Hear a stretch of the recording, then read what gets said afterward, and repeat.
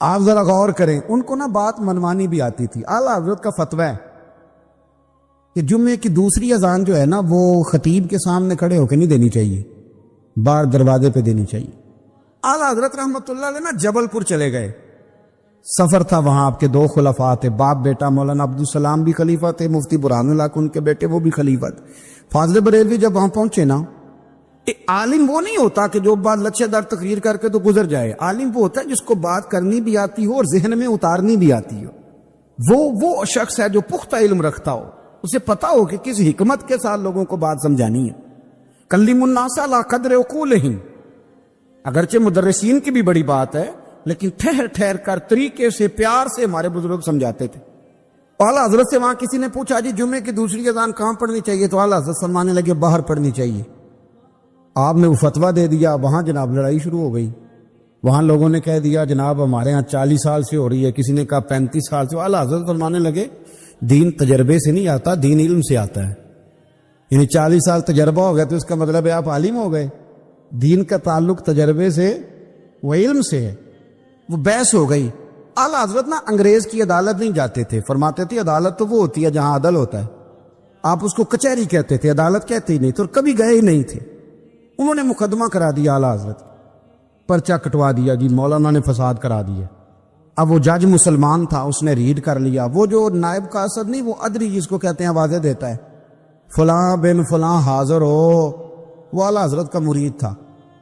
آپ نے اسے بلا کے نا تو ساری بات سمجھا دی، وہ سمجھ گیا کرنا کیا ہے۔ جب باری آئی نا اعلیٰ حضرت کی تو جج صاحب نے کیس پہلے پڑھ لیا تھا کہ یہ مسئلہ ہے، مولانا کہتے ہیں اذان باہر پڑھو تو کچھ لوگ کہتے ہیں سامنے پڑھنی چاہیے۔ اس نے کہا بھی بلاؤ مولانا رضا علی خان ولد نقی علی خان۔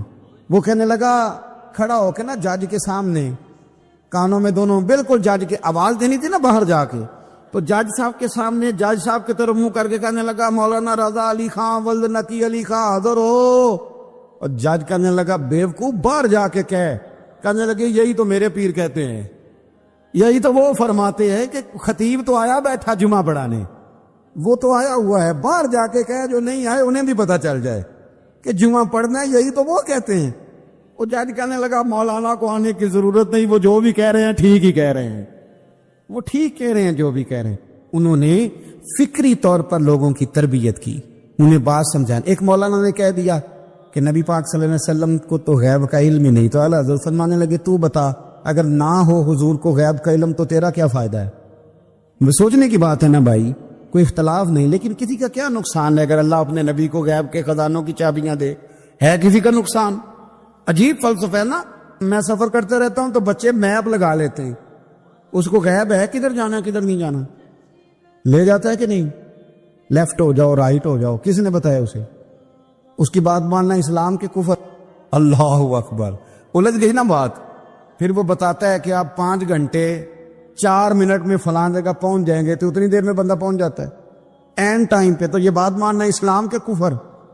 لیکن مجھے افسوس اس بات کا ہے کہ ڈاکٹر کا الٹرا ساؤنڈ ماننے والے، میپ کی باتیں ماننے والے، کل اتنے بجے بارش ہو جائے گی یہ ماننے والے، اگر کہا جائے کہ رسول پاک نے یہ غیب کی خبر دی ہے تو لوگ اڑ جاتے ہیں۔ اعلیٰ حضرت فرماتے ہیں یوں نہ کرو جسے کوئی سائنسدان پڑھائے، اگر وہ بہت ساری باتیں بتا سکتا ہے تو جسے رب رحمان پڑھائے۔ الرحمن علم القرآن خلق الانسان۔ میں تم بات ہی نہیں مانتے؟ فاضل بریلوی نے الدولت المکیہ پوری کتاب لکھی ہے، اور فرماتے ہیں اللہ نے سب سے زیادہ غیب کی خزانوں کی چابیاں اپنے نبی کو عطا فرمائی ہے۔ تو آپ نے ہر محاذ پر حضور کی شانیں بیان فرمائی، نبی پاک کی عظمتوں کے تذکرے کیے۔ آپ نے فرمایا کہ اولیاء اللہ، صوفیاء، بزرگ، ان پر تنقید نہ کرو۔ ہمارا نا آج مزاج بن گیا ہے، میں اکثر کہتا ہوں کہ لوگوں کا ذائقہ خراب ہو گیا ہے۔ یہ جو لوگ کہتے ہیں نا نماز میں دل نہیں لگتا، محفل میں سرور نہیں آتا، ہم جب اینک تنقید کی لگا کے جاتے ہیں تو کیسے مزہ آئے گا جب ہم سامنے والے کو اچھا ہی نہیں سمجھ رہے؟ سب سے اچھے ہم خود ہیں۔ میں اکثر کہا کرتا ہوں کہ جب تک ہم تھوڑا سا نیچے بیٹھ کے اوپر نہیں نہ دیکھتے، بندے ہمیں بڑے نظر نہیں آئیں گے، چھوٹے چھوٹے نظر آئیں گے۔ ہم ہمیشہ اوپر کھڑے ہو کے نیچے دیکھتے۔ مہربانی فرمائیں۔ بڑی شاندار بات لکھی اعلیٰ حضرت بریلوی نے ملفوظات شریف میں۔ آپ فرماتے ہیں 2 بڑے زبردست قاری تھے، تلفظ اچھا ہی ہونا چاہیے، لیکن اس کا یہ مطلب نہیں کہ پھر آپ سب پہ تنقید ہی کرتے رہیں۔ تو اعلیٰ حضرت فرماتے 2 قاریوں نے نا ایک بزرگ کے پیچھے نماز پڑھی، تو ان کے نا کچھ قواعد مستحب کچھ قواعد ٹھیک نہیں تھے. تو کہنے لگے شہرت تو بڑی سنی تھی پر بابے کو تو قرآن بھی صحیح نہیں پڑھنا آتا. یہ اعلیٰ حضرت نے لکھا ہے, چھوڑو جو یہ بھی کو بلی ہے. فرماتے ہیں بس مستحب قواعد ٹھیک نہیں تھے, جو چیزیں ضروری ہیں وہ ٹھیک پڑھتے تھے بابا جی. اب ان دونوں نے تنقید کی دل میں اور باہر نکل ایک دوسرے سے کہنے لگے یار کتنا سوچ کے آئے تھے پر یہ تو قرآن پاک بھی ٹھیک نہیں پڑھتے. اب موسم تھا تھوڑا سا ایسے ہی معتدل موسم تھا, نہ زیادہ گرمی تھی نہ زیادہ سردی تھی. قریب ایک جھیل تھی, کپڑے اتارے تہمتیں باندھی اور جھیل میں گھس گئے نہانے کے لیے. ایک شیر آیا تو کپڑے اٹھا کے لے گیا. اب بندہ پانی میں کتنی کو دیر رہ سکتا ہے, موسم بھی معتدل تھا, بڑی گرمی میں بھی بندہ زیادہ نہیں رہ سکتا. ٹھٹھرنے لگے, پریشان ہو گئے, کانپنے لگے, جائیں تو کدھر جائیں, بڑے پریشان. اب شیر بیٹھا ہے سامنے اور پہاڑی کے اوپر وہ بیٹھا کپڑے لے کے. اعلیٰ حضرت فاضل بریلوی رحمۃ اللہ تعالی علیہ فرماتے ہیں کسی نے جا کے بزرگوں کو بتایا کہ وہ آپ کے مہمانوں کے کپڑے لے گیا شیر. تو ٹھٹھر رہے, وہ بزرگ آئے اور آ کے نا تو شیر کو آواز دی, اللہ ہر مشکل دی کنجی یارو ہاتھ مردان دے آئی. شیر کو آواز دی, کہنے لگے ادھر آئے نا. وہ آیا تو تھپکی دی. فاضل بریلوی نے حقوق والدین پہ لکھا, حقوق اولاد پہ لکھا, پر یہ دیکھو اس کا سلسلہ متصل ہے, باقاعدہ کسی سے مرید ہوا ہے, سلسلہ اوپر تک صحیح چل رہا ہے. اور فرمایا چوتھا یہ ضرور یاد رکھنا کہ خلیفہ مجاز ہو, کسی شیخ کامل نے اسے اجازت بھی اپنی مرضی سے نہ بن کے بیٹھ گیا ہو کہ مجھے تویز مل گئے ہیں, یہ نہ ہو. فرمایا ان چیزوں کو دیکھو اور پھر پوری پابندیاں لگائیں. کسی نے پوچھا پیر اور مریدنی کا پردہ ہے, تو اعلیٰ حضرت فرمانے لگے نبی پاک کی جو بیویاں ہیں نا وہ مومنوں کی مائیں ہیں, ان کو قرآن نے مائیں کا ہے, تو اگر اس ماں کا بیٹے سے پردہ ہے تو پھر مریدنی کا پیر سے پردہ کیوں نہیں. فرمایا واجب ہے مریدنی کے لیے پیر سے پردہ کرنا, واجب ہے. آپ کو ایک بزرگ تھے, انہوں نے اپنے ہاں جلسے پہ بلایا, جب آپ پہنچے تو وہ عورتوں کو ننگے منہ تعویذ دے رہے تھے. آپ نے دور سے دیکھا تو واپس آ گئے. وہ دوڑے پیچھے, کہنے لگے مولانا کچھ تو خیال کریں, لوگ کیا سوچیں گے, ایسے چلے گئے. تو آپ فرمانے لگے شاہ جی آپ نبی پاک کی شریعت کا خیال نہ کریں تو میں آپ کا خیال کروں, شریعت اسلامیہ کا خیال نہیں کر رہے, بے پردہ عورتوں میں بیٹھے ہو. وہ کہنے لگے میں توبہ کرتا ہوں, آج کے بعد نہیں کروں گا. فرمایا پھر ہاتھ بڑھائیے, پھر میں آپ کے ہاتھوں کے بوسے لیتا ہوں. اس لیے کہ اگر آپ مان گئے ہیں تو پھر ہمارا اختلاف نہیں. ساری زندگی دین کی پہرے داری کی.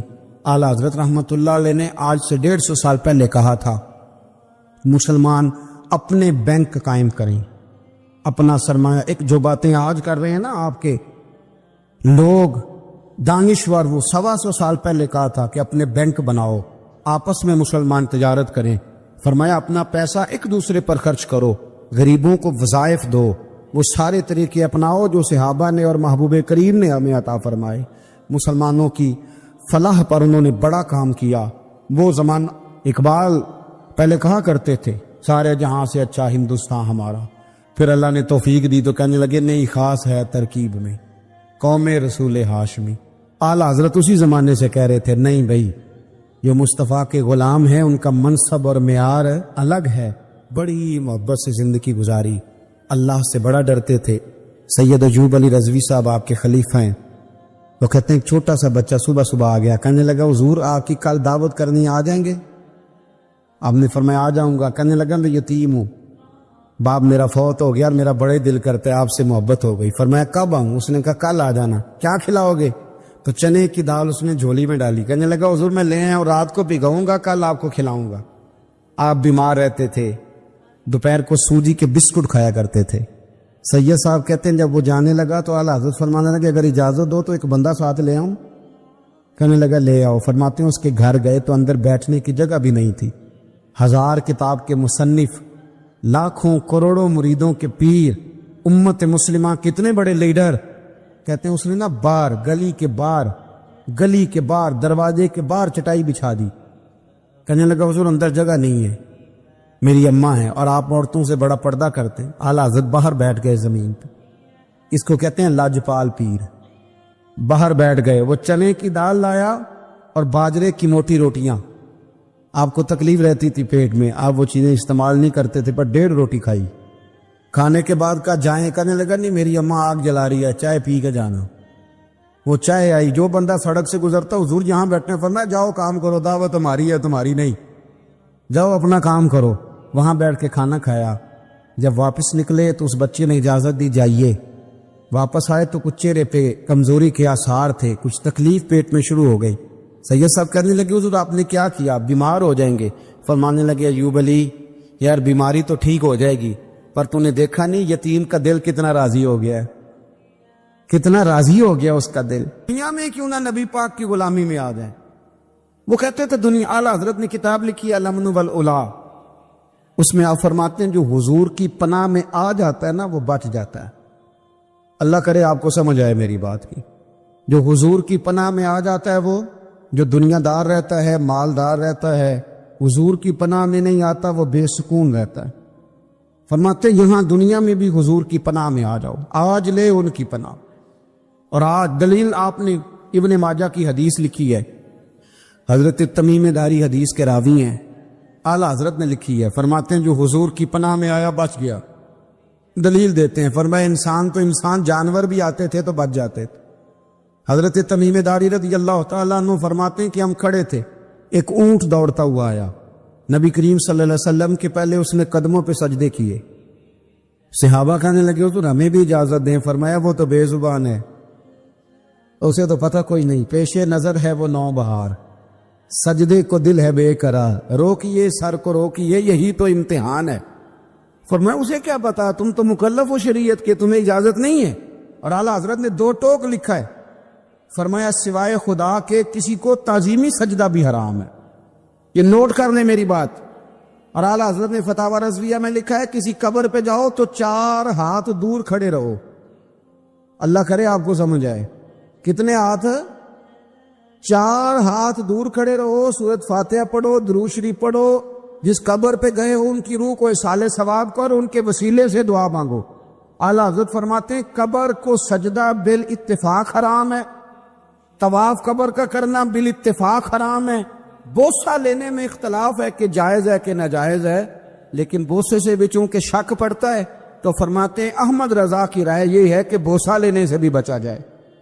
وہ آ گیا تو اس سے اگلی باتیں کرتا, بس خاموش رہ, باادب رہ اور پیچھے رہ. تو حضرت تمیم داری کہتے ہیں یہ حدیث اعلیٰ حضرت نے لکھی ہے الامن والاولا میں. فرماتے ہیں کہ اونٹ نے پہلے سجدہ کیا, قدم چومے, پھر اس نے حضور کے کان میں کوئی بات کہی. روزے دے دوالے نے غلاماں دیاں ٹولیاں, ایک پیا سندا ہے کروڑاں دیاں بولیاں. یعنی اونٹ نے بات کی تو حضور نے وہ بھی سن لی. اعلیٰ حضرت کہتے ہیں جو پناہ میں آتا ہے بچ جاتا ہے.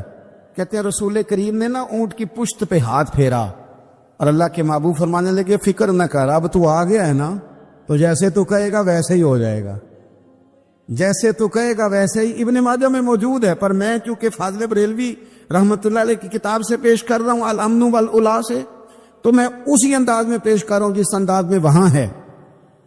حضرت تمیم داری کہتے ہیں کہ ہماری سمجھ میں بات کوئی نہ آئی. تھوڑی دیر گزری تو کچھ لوگوں نے ہاتھوں میں رسیاں پکڑی ہیں, خنجر پکڑے ہیں, دوڑے آئے, یا رسول اللہ یہ ہمارا اونٹ ہے. حضرت تمیم داری کہتے ہیں میں نے دیکھا کہ جب وہ آ گئے نا خنجر لے کے تو اونٹ حضور کے پیچھے چھپ گیا. آج لے ان کی پناہ, آج مدد مانگ ان سے, وہ حضور کے پیچھے چھپ گیا. تو کہتے ہیں کہ نبی کریم صلی اللہ تعالی علیہ وسلم نے فرمایا کیا مسئلہ ہے بھائی؟ یا رسول اللہ ہمارا اونٹ ہے. ذبح کرنے لگے تھے دوڑا ہے. تو حضور فرمانے لگے وہ تو تمہاری شکایت کر رہا ہے. وہ کہتا ہے یا رسول اللہ میں نے برسوں ان کی نوکری کی, برسوں میں نے بڑی نوکری کی. صحیح کہتا ہے یا رسول اللہ؟ ٹھیک کہتا ہے. حضور اب بوڑھا ہو گیا ہوں, تھوڑا زیادہ بوجھ نہیں اٹھا سکتا, تو مجھے ذبح کر کے کھانا چاہتے ہیں, میں مرنا نہیں چاہتا. نبی کریم فرمانے لگے اچھے لوگ یہ صلہ دیتے ہیں. انہوں نے عرض کی حضور آپ حکم کر دیں, ہم اس کو چھوڑ دیتے ہیں. یا رسول اللہ نہیں ذبح کریں گے, خدمت کریں گے. حضور فرمانے لگے نہیں, اب میرے پاس آیا ہے نا, اب میں نے واپس نہیں کرنا. آج ہو گیا ہے, آج لے ان کی پناہ, آج مدد مانگ ان سے, آج ہو گیا. یا رسول اللہ پھر رکھ لیں. حضور نے فرمایا نہیں بھائی پیسے بتاؤ کتنے. یا رسول اللہ نہیں کچھ نہیں. نبی کریم علیہ السلام نے فرمایا نہیں, بتاؤ کتنے, بتاؤ کتنے. انہوں نے کہا حضور ایک دفعہ ریٹ لگایا تھا تو 100 دینار لگا تھا. حضور نے فرمایا بلال دے دو 100 دینار. 100 دینار دے دیا. اعلیٰ حضرت فرماتے ہیں دیکھو ان کی پناہ میں آنے کی برکتیں کتنی ہیں. ان سے کہا تم جاؤ, وہ چلے گئے. حضور نے پشت پہ ہاتھ پھیرا, فرمایا جا تو آزاد ہے. حضرت تمیم داری کہتے ہیں وہ پہلے گیا پھر پلٹ کے آیا، اس نے نبی پاک کے کان میں کو بات کی، کئی باتیں کی، پر میں ایک بات کرتا ہوں، کئی باتیں کی، ایک بات کی تو حضور رو پڑے، اونٹ چلا گیا، ہم نے عرض کی حضور یہ کیا کہہ گیا ہے؟ تو محبوب فرمانے لگے یہ کہہ گیا یا رسول اللہ جس طرح آپ نے مجھے چھری سے بچایا ہے، میں دعا کرتا ہوں اللہ آپ کی امت کو جہنم سے محفوظ فرمائے، اللہ جہنم سے بچائے آپ کی امت، جس طرح مجھے چھری سے آپ نے محفوظ کیا۔ اعلیٰ حضرت فرماتے ہیں کن چکروں میں پڑے ہوئے ہو، کن چکروں میں؟ پیسوں کی پناہ لیتے ہو، عہدوں کے پیچھے چھپتے ہو، دولت کے پیچھے چھپتے ہو، تعلقات کے پیچھے چھپتے ہو، پر میں مصیبت آئے گی تو یہ سارے ہٹ جائیں گے۔ اگر پناہ لینی ہے تو مدینے والے محبوب کی پناہ لو، دروازے رسول پہ آؤ، نبی کریم کی بارگاہ میں جھکو، حضور سے پیار کرو۔ اعلیٰ حضرت فرماتے ہیں محبوب کا ادب کرو، رسول اللہ کی غلامی کرو۔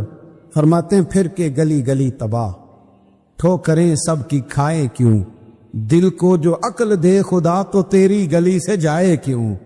اور فرمانے لگے جان ہے عشق مصطفیٰ، روز فزوں کرے خدا، جس کو ہو درد کا مزہ وہ ناز دوا اٹھائے کیوں، جس کو ہو درد کا مزہ وہ ناز دوا اٹھائے کیوں۔ انہوں نے محبوب کریم کی محبت کا پیغام دیا، صحابہ کی محبت کا، بولیے صحابہ کی محبت کا پوری کتاب لکھی حضرت صدیق اکبر جناب عمر کے فضائل پر۔ اور مزے کی بات یہ ہے کہ اعلیٰ حضرت نے نا اردو شاعروں میں سے کسی کو توفیق نہیں ہوئی حضور کو شہنشاہ کہنے کی، اعلیٰ حضرت نے کہا میرے نبی شہنشاہ ہیں۔ دلیل کیا دی؟ فرمانے لگے پڑھو ترمذی، حضور نے فرمایا میرے 2 وزیر زمینوں میں ہیں 2 آسمانوں میں، زمین کے 2 وزیروں کے نام ابو بکر اور عمر ہیں، آسمان کے 2 وزیر ہیں جبریل اور میکائیل۔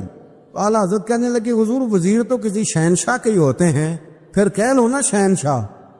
تو پھر فرمانے لگے حاجیو آؤ شہنشاہ کا روضہ دیکھو، حاجیو آؤ شہنشاہ کا روضہ دیکھو، کعبہ تو دیکھ چکے اب کعبے کا بھی کعبہ دیکھو، کعبہ تو دیکھ چکے اب کعبے کا بھی، غور سے سن تو رضا کعبے سے بھی آتی ہے صدا، میری آنکھوں سے میرے پیارے کا روضہ دیکھو۔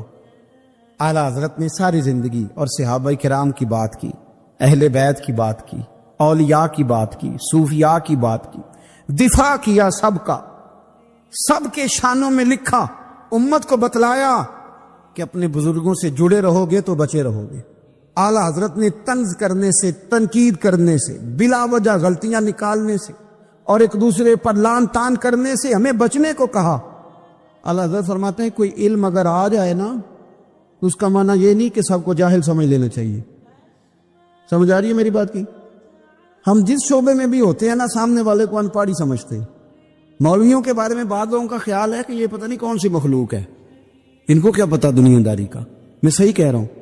اسی طرح جو میرے شعبے سے تعلق رکھنے والے لوگ ہیں وہ کہتے ہیں شاید سارے تاجر 2 نمبر طریقے سے ہی مال کماتے ہیں۔ یہ ہو نہیں سکتا، ایسا ہو نہیں سکتا۔ ہمیں نا دوسروں کی اہمیت کی خبر رکھنی چاہیے، ہم ایک دوسرے سے پیار، ہم طنز کرتے ہیں، تنقید کرتے ہیں۔ فاضل بریلوی منع کرتے تھے، آپ فرماتے یہ طریقہ درست، ہم جب غلطیاں نکالنے پہ جاتے ہیں تو معاذ اللہ اتنا اوپر بن جاتے ہیں کہ معاذ اللہ ثم معاذ اللہ اللہ رسول تک پہنچ جاتے ہیں۔ اعلیٰ حضرت کے زمانے میں ایک شخص نے کہہ دیا نبی پاک کا خیال آئے تو نماز ٹوٹ جاتی ہے۔ عقل ہے نا جی، جہاں مرضی لے جاؤ۔ اور کہنے لگا جی میں نے خالص اللہ کے لیے پڑھنی ہے نا فلسفہ عجیب، نبی پاک کا خیال آئے تو نماز ہے۔ اعلیٰ حضرت فرمانے لگے تو بڑا ہی پاگل ہے، جب تو کہے گا السلام علیکہ ایھا النبی، خیال آئے گا کہ نہیں؟ فرمانے لگے تو بڑا ہی نادان ہے، جب تو کہے گا اللہم صلی علی محمد وعلی، خیال آیا کہ نہیں آیا؟ فرمانے لگے تو نبی پاک کی بات کرتا ہے، نماز میں تو ابا اماں کا بھی خیال آتا ہے، ربنا اغفر لی ولوالدیّ۔ فرمانے لگے ربے کے خیال سے نہیں ٹوٹتی تو مدینے والے کے خیال سے کیسے ٹوٹ گئی؟ فرمانے لگے بڑا ہی بیوقوف ہے تو۔ اعلیٰ حضرت فرمانے لگے تو کہتے ہیں حضور کا خیال آئے تو ٹوٹ جاتی ہے۔ فرمانے لگے جب تک حضور کا خیال آئے نہ نماز ہوتی نہیں، جب تک حضور کا خیال نہ آئے نماز ہوتی نہیں، سوال ہی نہیں پیدا ہوتا۔ لوگوں نے کہا جناب وہ کس طرح؟ تو اعلیٰ حضرت فرمانے لگے اللہ نے کہا قرآن میں واقعی الصلاۃ نماز پڑھو، یہ نہیں بتایا کتنی پڑھنی ہے، اور یہ بھی نہیں بتایا فجر کی کتنی پڑھنی ہے، یہ بھی نہیں بتایا ظہر کی یہ بھی نہیں بتایا قیام کیسے کرنا ہے، ہمیں یہ بھی نہیں بتایا رکوع کیسے کرنا ہے. ہمیں پتہ کیسے پتہ چلا؟ جب صحابہ نے کہا نا رب کہتا ہے نماز پڑھیں تو کیسے پڑھیں، تو حضور فرمانے لگے سلو کما رأیتمونی اصلی، نماز اس طرح پڑھو کرو جس طرح مجھے پڑھتے ہوئے دیکھتے ہو. تو کہا یہ تو کیسی عجیب بات کر رہا ہے کہ نبی کریم صلی اللہ علیہ وسلم کا خیال آئے. اور پھر بڑی مزیدار بات، ایک شخص نے اعلیٰ حضرت سے آ کے نا، اس زمانے میں نا ایک آریہ مذہب ہوتا تھا، اب اللہ کا شکر ہے وہ کوئی نہیں، اب ویسے جو بڑے نئے نئے مذہب نکل آئے ہیں، جو آدمی جتنا پڑھ جاتا ہے معاذ اللہ وہ ایک نئی بات ہی شروع کر دیتا ہے، اور جو انوکھی بات کرے اس کے پیچھے رش بھی زیادہ ہو جاتا ہے. سٹائل ذرا ہٹ کے ہو نا جی تو ذرا ماحول جلدی بن جاتا ہے. تو وہ آریہ مذہب تھا، تو وہ ایک آریہ آ گیا اعلیٰ حضرت کے پاس آ کے کہنے لگا کہ فرض کی اہمیت زیادہ ہے کہ سنت کی؟ تو اعلیٰ حضرت فرمانے لگے بھئی اہمیت تو فرض کی زیادہ ہے. تو کہنے لگے آپ کا وضو تو پھر سنت سے شروع ہوتا ہے، وضو میں پہلا فرض ہے منہ دھونا، اور آپ سب سے پہلے ہاتھ دھوتے ہیں، یہ بھی سنت. ناک میں پانی ڈالنا یہ بھی، کلی کرنا یہ بھی. میری بات کی سمجھ آ رہی ہے؟ اس نے کہا یہ آپ عجیب لوگ ہیں، فرض اگر بڑا ہے تو پہلے فرض ہونا چاہیے تھا. سمجھ آ رہی ہے میری بات کی؟ لوگ دین پر بڑے بڑے مختلف اعتراضات کرتے ہیں نا، اس نے کہا جی پہلے ہونا چاہیے تھا فرض.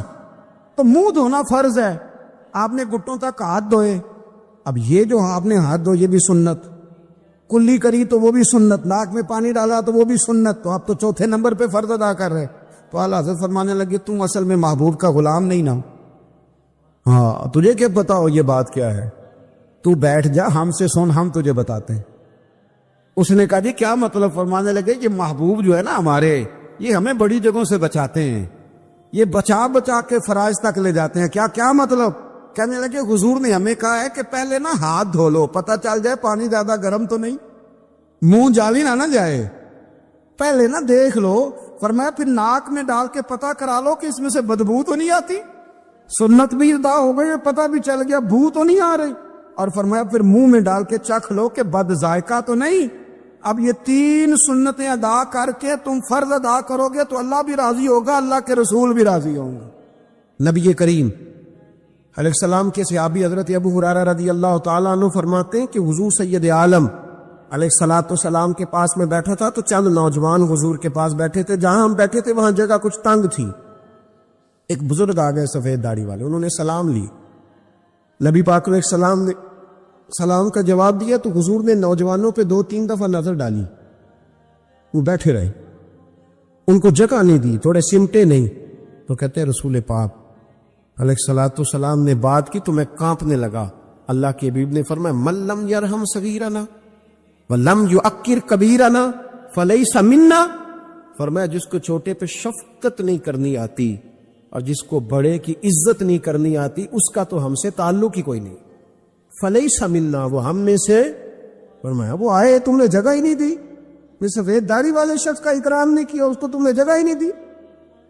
اور ہم لوگ یہ سمجھتے ہیں، یہ نوجوان یہ سمجھتے ہیں کہ ہم نے کون سا بوڑھے ہونا ہے، ہم نے کون سا بوڑھے ہونا، ہم نے تو سدا جوان ہی رہنا. ایک کلرک نے نا ایک دفعہ کسی بہت بڑے رائٹر کو کہہ کہ اپنے نام سمیت، اس نے کہا تھا میرا نام، ایڈریس، فون نمبر سمیت یہ بات اپنے کالم میں درج کر دو. اس نے کہا کہ میں کلرک تھا، تنخواہیں وغیرہ دیتا تھا کسی بینک میں یا کسی ایسے ادارے میں ملازم تھا جہاں میں وہ چیزیں دیا کر. تو کہتے ہیں کہ میں وہاں یہ کام کرتا تھا تو بوڑھے لوگ، آپ کو پتہ ضعیف لوگ آتے ہیں بیچارے پینشن لینے، کسی بچے کی منت کرتے ہیں، وہ لے کے جاتا ہے، بابا جی کو یہ بھی نہیں پتا انگوٹھا کہاں لگانا، فارم کیسے فل کرنا ہے. تو یہ سرکاری عہدوں پہ بیٹھے لوگ معاذ اللہ تنگ ہوتے اور کئی دفعہ غلط جملے استعمال کرتے.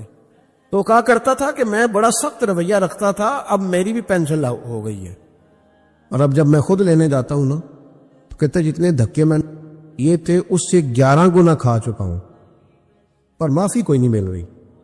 تو لوگوں کو یہ میرا نام لے کے ایڈریس سمیت بتا دیں کہ اگر اپنا بڑھاپا سیف کرنا چاہتے ہیں تو اپنی جوانی محتاط کریں.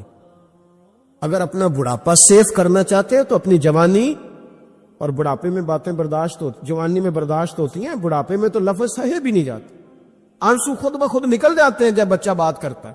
سنو یہ نوجوان یہ حدیث یاد کر لیں، یہ طبرانی میں موجود ہے. میرے نبی کریم علیہ السلام نے فرمایا یہ حدیث یاد کر لینی ہے. پڑھیے درود صلی اللہ ہو، پھر کہیے صلی اللہ ہو، چلے تیسری دفعہ بھی پڑھ لے صلی اللہ ہو. رسول پاک علیہ الصلوۃ والسلام نے فرمایا جو شخص اپنی جوانی میں کسی بوڑھے کی عزت کرے گا، جب وہ بوڑھا ہوگا تو اللہ اسے کئی گنا بڑھ کے اس کی عزت کرائے گا. اس کی کی گئی عزت سے کئی گنا بڑھ کے رب پھر اس کی عزت کرائے گا. نوجوان اکرام کرنا سیکھیں، بزرگوں کا احترام کریں، اپنے بڑوں کے ساتھ. اور بڑوں میں جتنے بھی صاحب فضیلت بڑے ہیں، آپ کا جو استاد ہے وہ آپ کے لیے بڑا قابل احترام ہے، بڑا قابل احترام ہے. میں ماسٹر کی ڈگری لینے کے بعد اب بھی کبھی گاؤں میں اپنی پرائمری کے ٹیچروں کو دیکھتا ہوں، اب بھی تو احساس پیدا ہوتا ہے کہ یہ اگر ہمیں وہ الف با تا سا نہ پڑھاتے، شروع کی کتابیں یہ المدہ عام نہ پڑھاتے تو پھر اس سے آگے بھی ہمیں پڑھنا نہ آتا. اور اگر آپ کو اللہ تعالیٰ سمجھ دے نا، توفیق دے، تو یہ سمجھے کہ جو چھوٹا استاد ہوتا ہے اس کی محنت زیادہ ہوتی ہے. ہاں یونیورسٹی والے جو ٹیچر ہیں تو لیکچر دے کے چلے جاتے ہیں، تو وہ جس نے رٹا لگایا نا پہاڑے یاد کرانے کا، وہ جس نے آپ کو املا لکھنی سکھائی ہے نا، اس کی محنت، اگرچہ اس کی تعلیم میٹرک PTC ہے، اگرچہ اب آپ اس سے کئی گنا زیادہ تعلیم حاصل کر گئے، لیکن اصل مشقت اس قاری صاحب کی ہے جس قاری نے آپ کو قاعدہ پڑھایا ہے، جس نے تلفظ ٹھیک کرایا ہے. ابتدائی کتابوں کے اساتذہ کی مشقت زیادہ ہوتی ہے، بڑے لوگ تو لیکچر دے کے چلے جاتے ہیں. تو بھائی ادب کرنا سیکھیں. میرے رسول پاک صلی اللہ علیہ وسلم نے ارشاد فرمایا، حضور فرمانے لگے، ایک تیرا باپ وہ ہے جس کی صلب سے تو پیدا ہوا، اور ایک تیرا باپ وہ ہے جس نے اپنی بیٹی دے کے تجھے بیٹا بنایا، اور فرمایا ایک تیرا باپ وہ ہے جس نے تجھے تعلیم دی. وہ تیرا باپ ہے، اس کا اکرام کر، اس کا ادب. اور حضرت مولا علی شیر خدا نے تو شیروں جیسی بات ہی کر دی. بڑے لوگ بڑی بڑی باتیں، اتنی بڑی بات اس موضوع پر میں نے تلاش کیا ہے، میں نے بڑے لوگوں کو پڑھا ہے اس عنوان پر، لیکن اتنی بڑی بات کہیں نہیں ملی. حضرت علی المرتضیٰ رضی اللہ تعالیٰ عنہ فرمانے لگے، جس نے مجھے ایک حرف سکھایا ہے وہ میرا استاد ہے، اگر وہ چاہے تو مدینے کے چوک میں کھڑا کر کے مجھے بیچ دے، میں اس کے ہاتھوں بکنے کو بھی تیار ہوں. وہ جس نے مجھے ایک حرف، اساتذہ کا احترام نہیں، اساتذہ پریشان، استاد تو بیچارہ روز کٹہرے میں کھڑا ہے، روز کٹہرے میں، روز لوگ اس کو کہتے ہیں کہ جناب آپ نے یہ بات کیسے کر دی، آپ کی جرت کیسے ہوئی. اور جو لوگ، میں ایک کالج میں تھا چند دن پہلے، تو وہاں میرے جاتے ایک جھگڑا شروع تھا کہ جناب ہم کب سے آئے بیٹھے ہیں، تو ٹیچر کہتی ہے کہ یہ پیریڈ ختم ہوتا ہے تو پھر چھٹی دینی ہے، تو پہلے چھٹی دے چونکہ ماں بدولت آ چکے ہیں. اکرام نہیں. جو قومیں ادب نہیں کرتی وہ تعلیم کبھی بھی حاصل ہے، اور تعلیم حاصل کر بھی لیں تو تعلیم کا فیض نہیں پا سکتے.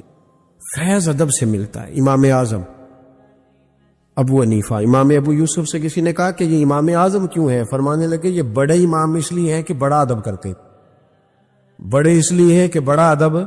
امام صاحب کے ساتھ 4-5 شاگرد بیٹھے تھے، ایک باغ میں آپ تشریف فرما تھے. تو اب تو ہمارے ہاں بڑی آسانی ہے، کتابوں کو آپ کمپیوٹر سے سرچ کر سکتے ہیں، حوالے بڑی آسانی سے مل جاتے ہیں. اب بھی بڑا مشکل ہوتا ہے، کتاب سے ڈھونڈنا بڑا مشکل ہے. ہم اپنے طالب علموں کو کبھی کہتے ہیں نا صرف کتاب ہی ڈھونڈ کے دے دو، تو وہ کہتے ہیں جی اس کو آپ لگایا ہی حروف ترجیح کے حساب سے کریں تاکہ ہمیں یہ مشقت نہ کرنی پڑے. آپ اس کو حروف ترجیح کے مشورے دیتے. کوئی کہتا ہے جی آپ فن کے لحاظ سے کتاب میں حدیث علیحدہ رکھا کریں، تفسیر علیحدہ رکھا کریں تاکہ ہمیں کوئی حرکت نہ کرنی پڑے. مشورے دیتے ہیں، چلو اچھے بچے بھی ہوتے ہیں، سارا کچھ ساتھ ساتھ ہی ہے. تخریج کا کام کرنا بڑا مشکل ہے آج بھی. جب آپ نے صحیح مطالعہ کرنا ہو تو پھر موبائل شوبائل بند کر کے ہی ہوتا ہے. جب آپ نے کسی چیز پہ ریسرچ کرنی ہے، اس کو ہر لحاظ سے اور ہر زاویے سے آپ پڑھنا چاہتے ہیں، پھر یہ مشقت والا کام. اس زمانے میں زیادہ مشقت ہوتی تھی، گرمی بڑی سخت تھی، تو امام اعظم رحمۃ اللہ علیہ نے 2-3 شاگرد منگا لیے. اب بڑی ساری سہولیات ہیں، جب ہم کچھ صفحہ 2-3 صفحے محفوظ کرنا چاہتے ہیں تو اس کا طریقہ ہم یہ رکھتے ہیں کہ ہمارے پاس پنیں ہوتی ہیں، پن لگا لی، اتنے صفحے سائڈ پہ کر لیے، پھر کئی بہت ساری آسانیاں ہیں. اس زمانے کے اندر بڑا مشکل ہوتا تھا، کچھ کاغذ بھی بڑا مہنگا تھا، چیزوں کو سمیٹنا، اور اگر کچھ چیز بکھر جاتی تھی دوبارہ حاصل کرنا ایک مشقت والا کام. تو امام صاحب رحمۃ اللہ علیہ باغ میں بیٹھے تھے، کچھ حدیثوں پر کام ہو رہا تھا، ان کی جو روایات تھیں اس کے راوی جو تھے وہ مرتب کیے جا رہے تھے، چیزوں پر فقہ کے اصول بنائے جا رہے تھے. شاید 2-4-5 شاگرد بھی بیٹھے تھے. باغ کے ساتھ کچھ بچے کھیل رہے تھے، گیند گری ایک بچے کی، تو آپ کو پتا ہے کہ ایک بچے کی ویسے ڈیوٹی لگائی جاتی ہے گیند ہی پکڑنے کی، کھڑا کرتے ہیں نا نہیں پیچھے اس کو کہ تو نے صرف گیند ہی پکڑنی ہے. مجھے تو کوئی دلچسپی نہیں میچ سے، لہٰذا مجھے زیادہ نام وام نہیں آتے کچھ کو کیا کہتے ہیں. تو اس کو کھڑا کیا تھا انہوں نے پیچھے. وہ گیند اچانک آ گئی نا جب باغ میں، تو بچہ دوڑا آیا، 12-14 سال کا بچہ. جب وہ آیا نا باغ میں تو امام صاحب نے آؤ دیکھا نہ تاؤ دیکھا، امام صاحب جھٹ سے اٹھ کے کھڑے ہو گئے. اور جب کھڑے ہوئے تو وہ کاغذ جو تھے وہ سارے بکھر گئے. اب امام صاحب کھڑے ہوئے تو شاگردوں کو بھی کھڑا ہونا تھا، وہ بھی سارے کھڑے ہو گئے. ان کا بھی سارا سامان بکھر گیا، ٹوٹ گیا، دائیں بائیں چیزیں ہو گئی. بچہ چلا گیا، امام صاحب بیٹھ گئے. شاگرد بڑے ادب والے تو انہوں نے پوچھا بھی نہیں کیا معاملہ ہے. اب نئے سرے سے ساری ترتیب دوبارہ سے لگائی گئی. تھوڑی دیر گزری تو بچہ پھر باغ میں آ گیا. امام صاحب پھر اٹھ کے کھڑے ہو گئے، پھر ساری چیزیں بکھر گئی. تیسری دفعہ وہ پھر آ گیا. اب پتہ نہیں وہ کتنی دفعہ آئے گا. بار بار شاگردوں کو بھی اٹھنا پڑتا، وہ کاغذات سارے بکھر جاتے. بالآخر ایک شاگرد بول پڑے، کہنے لگے حضور یہ کو بچہ ہے کہ 100 دفعہ آئے گا. تو امام صاحب نے برجستہ جواب دیا، فرمایا اگر یہ 100 دفعہ آیا نا تو ابو حنیفہ 100 دفعہ اٹھ کے کھڑا ہوگا. میں کھڑا ہوں گا، تمہیں تو نہیں نا پابند کر رہا. کہ حضور ماجرا کیا ہے، کون ہے یہ بچہ؟ تو امام صاحب فرمانے لگے یہ میرے استاد کا پوتا ہے، یہ میرے شیخ کا پوتا ہے، میرے مرشد کا پوتا ہے.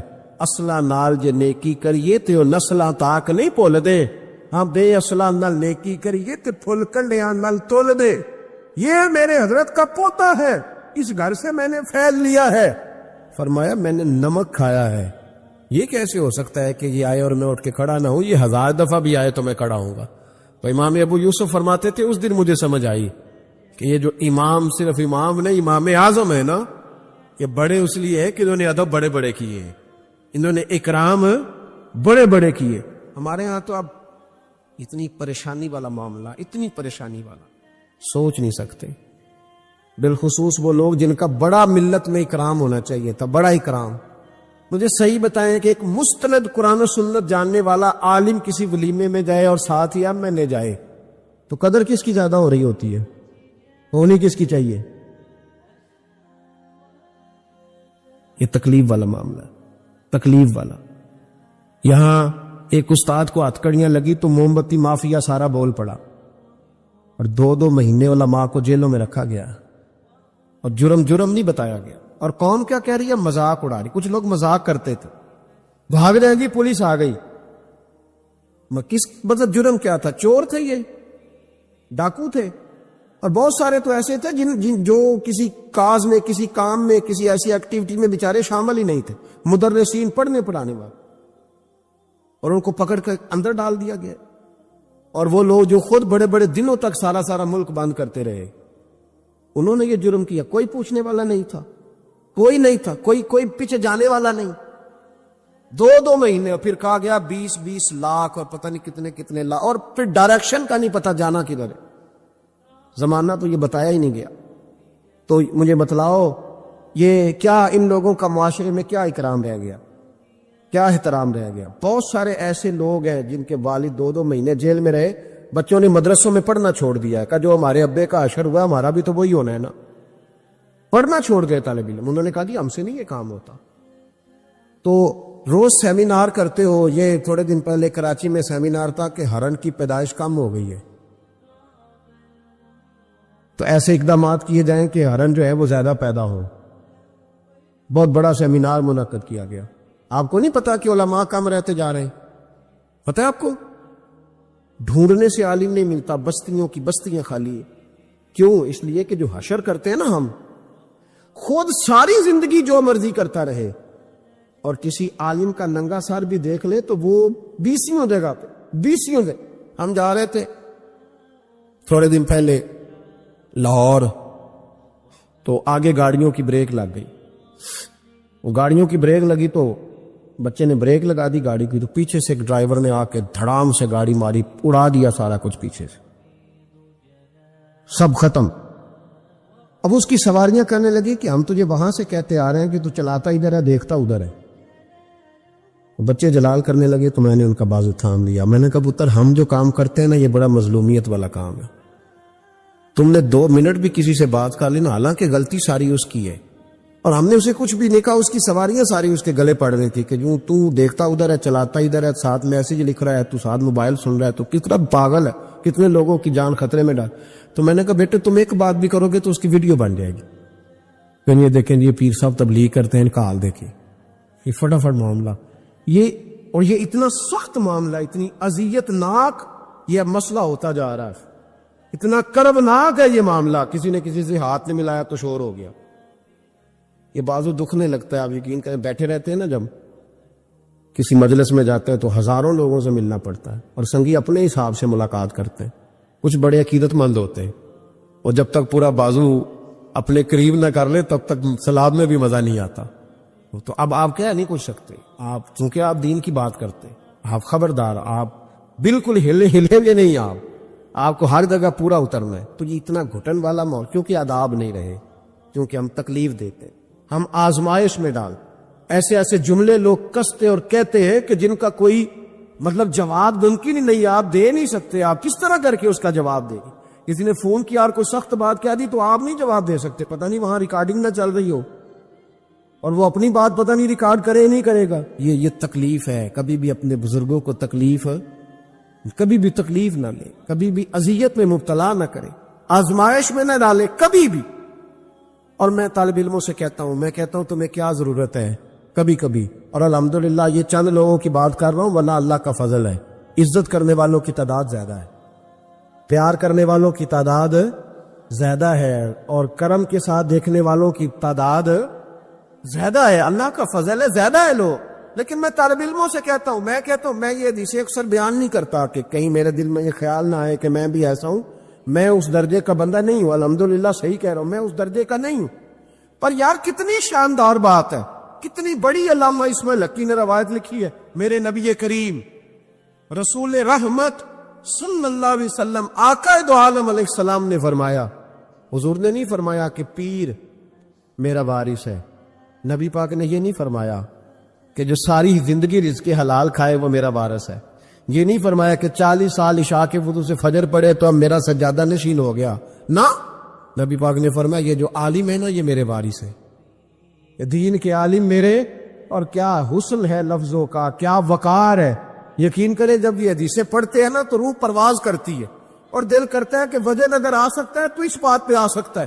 میرے مصطفیٰ کریم علیہ السلام نے فرمایا جس نے کسی عالم کی مدد کی سمجھے میں نے اپنے نبی کی مدد کی، فرمایا جس نے کسی عالم کو سہارا دیا وہ سمجھے میں نے اپنے نبی کو سہارا دیا، اور حضور فرمانے لگے جو کسی عالم کی صحبت میں بیٹھا وہ سمجھے میری صحبت میں بیٹھا ہے، اور حد ہو گئی۔ نبی کریم علیہ السلام نے فرمایا جس نے عالم کی زیارت کر لی سمجھے اس نے میرا دیدار کر لیا، اور فرمایا عالم کا چہرہ دیکھتے رہنا بھی عبادت ہے، اتنا بڑا درجہ۔ اور جہاں جناب موم بتی مافیا ٹی وی پہ بیٹھے ہوئے لبرل لوگ، لبرل بے دین، یہاں تو کسی کی عزت محفوظ نہیں۔ تھوڑے دن پہلے ایک بڑے مشہور اینکر کی مجھے ویڈیو دکھائی بچوں نے، علامہ اقبال کو برا بلا کہہ رہے تھے، علامہ، اور بڑے غلیظ، سنے آپ نے بھی، نام لینے کی ضرورت تو نہیں، پتہ نا جی میں بات نہیں کرتا جی، کسی ہم ذکر نہیں کرتے۔ میرا عرض کرنے کا مقصد یہ ہے کہ آپ اقبال مصور پاکستان، محسن پاکستان، اور ٹی وی پر بیٹھ کر آپ جب ایسی ہستیوں کے بارے میں جملے کسیں گے پیچھے کیا رہے گا؟ تکلیف نہ دے، کم از کم جو چلے گئے ان کے بارے میں تو نبی پاک نے فرمایا اذکروا محاسن موتاکم، جو مر جائے تو اس میں تو کمزوری ہو بھی تو اس کا ذکر نہ کرو، اس کی صرف اچھی اچھی باتوں کا ذکر کرو۔ یہ ظلم ہے، یہ زیادتی ہے، خیال فرمائے اپنے گزر۔ دیکھیں نا داتا علی اجمیری رحمت اللہ، پتہ کتنا بڑا شخص ہے، غوث اعظم جیلانی رحمت اللہ علیہ کا ایک قول ہے، آپ فرماتے ہیں کہ اگر میں علی بن عثمان حجویری کے زمانے میں ہوتا تو ضرور ان کی صحبت میں بیٹھتا، یعنی غوث پاک کہتے ہیں۔ چلو ہم تو داتا صاحب ویسے بھی نہیں جاتے، کبھی مال لینے لاہور گئے ہو نا تو باہر ہی کھڑے ہو کے کچھ لوگ سلام کر لیتے، کچھ لوگ کہتے ہیں جی میں نے پورے سال میں ایک پورا بندہ وہاں سجدہ کرتے دیکھا ہے، ایک پورا۔ تو میں کہتا ہوں جو ہر نماز کے وقت وہاں ہزاروں نماز پڑھتے ہیں وہ نہیں نظر آئے؟ جو ہزاروں لوگ وہاں جمعہ پڑھتے ہیں وہ نہیں دکھے تمہیں؟ جو سارا دن قرآن پاک کی تلاوت ہوتی ہے وہ نہیں نظر آئی؟ عجیب معاملہ۔ ایک صاحب مجھ سے کہنے لگے کہ داتا تو اللہ ہے، میں نے کہا اللہ کے 99 ناموں میں داتا نکال کے دکھاؤ، ہے کہیں؟ بولے لفظ ہی فارسی کا ہے، کیا عجیب مطلب ایسی منطق ہے لوگوں کی جو سمجھ سے بالا تر ہے. بھائی لفظ داتا اللہ کے 99 ناموں میں موجود نہیں ہے. داتا کا معنی آپ کیوں وہ کرتے ہو؟ پھر تو آپ کہیں گے کہ اماں سے بھی روٹی مانگنا جائز نہیں، کیونکہ داتا کا معنی دینے والا ہے. تو اماں روٹی پکا کے دیتی ہے کہ نہیں؟ ابا پیسے دیتا ہے کہ نہیں؟ عجیب فلسفہ ہے لوگوں کا. ہر بات کا الٹ مطلب. بزرگوں تک کو لوگ تکلیف دیتے ہیں، اذیت دیتے، آزمائش میں مبتلا کرتے ہیں.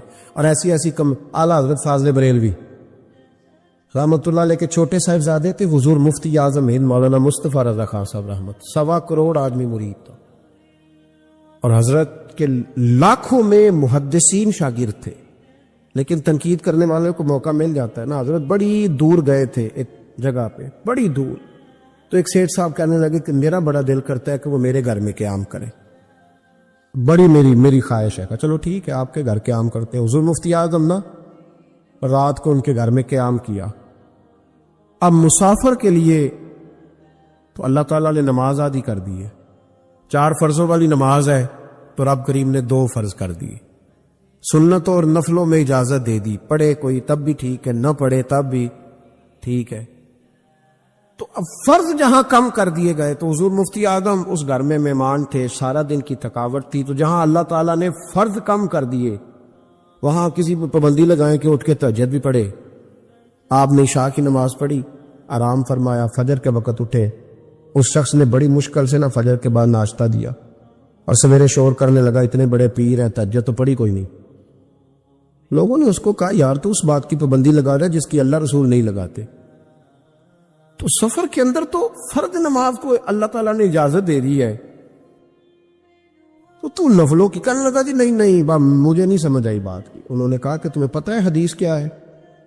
کہ جس نے اللہ فرماتا ہے جس نے میرے ولی سے دشمنی کی میرا اس کے خلاف اعلان جنگ ہے. یہ بخاری مسلم کی مستند ترین حدیث ہے. صرف جنگ نہیں، اعلان جنگ ہے. اعلان 2 ہی تو جرم ہے جن پہ اللہ زیادہ ناراض ہے.